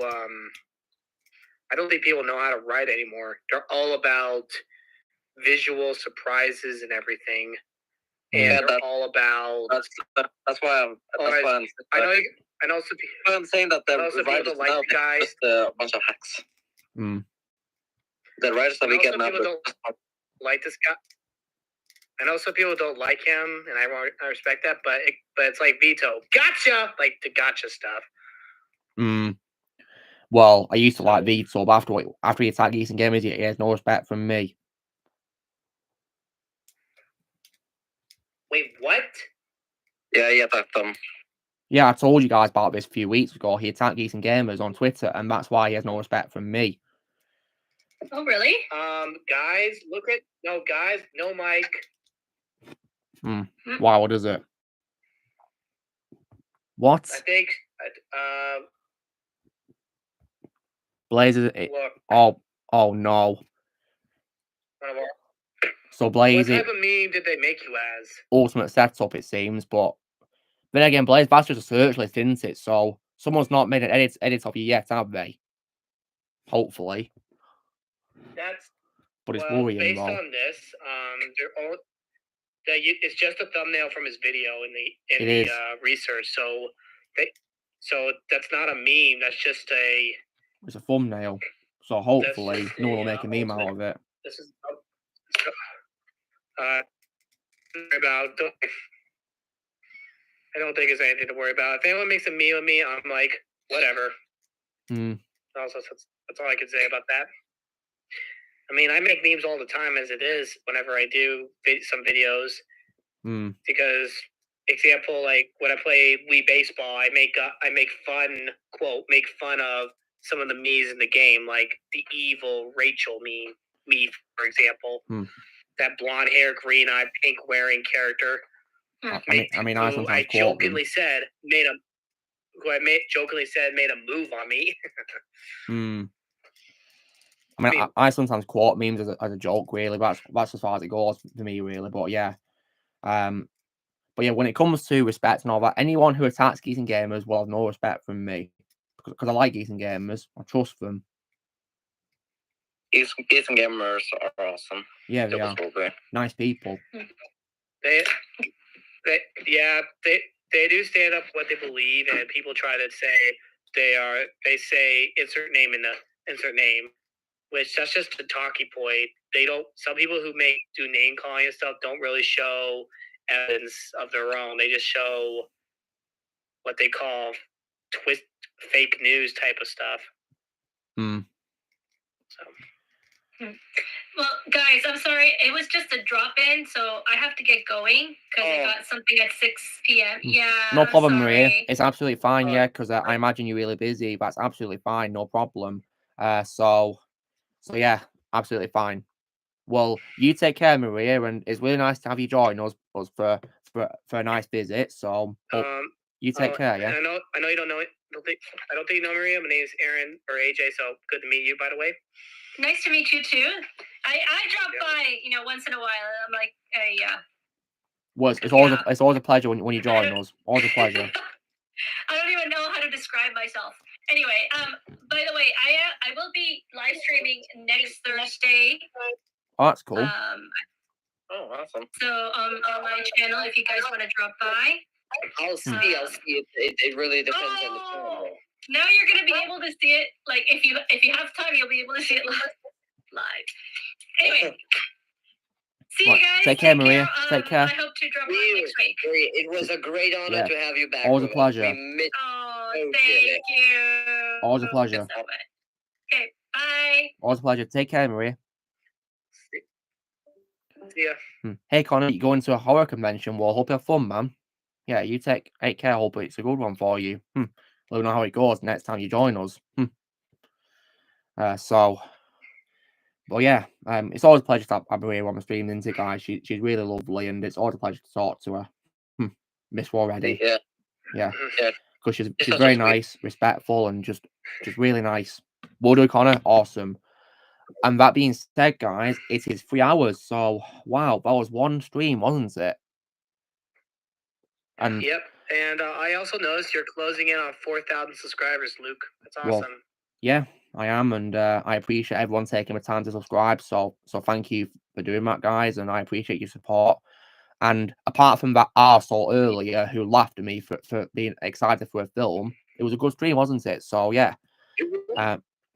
I loved it. Yeah. So thank you so much for tuning in, guys, and I'll see you next week. So you know the drill. Be sure to give this video a like and let me know in the comments what you guys thought to the stream, and also please go subscribe to the special guest who came on. Go to London support my channels, and we will see you all later. Right. See you guys. Take care. Bye bye.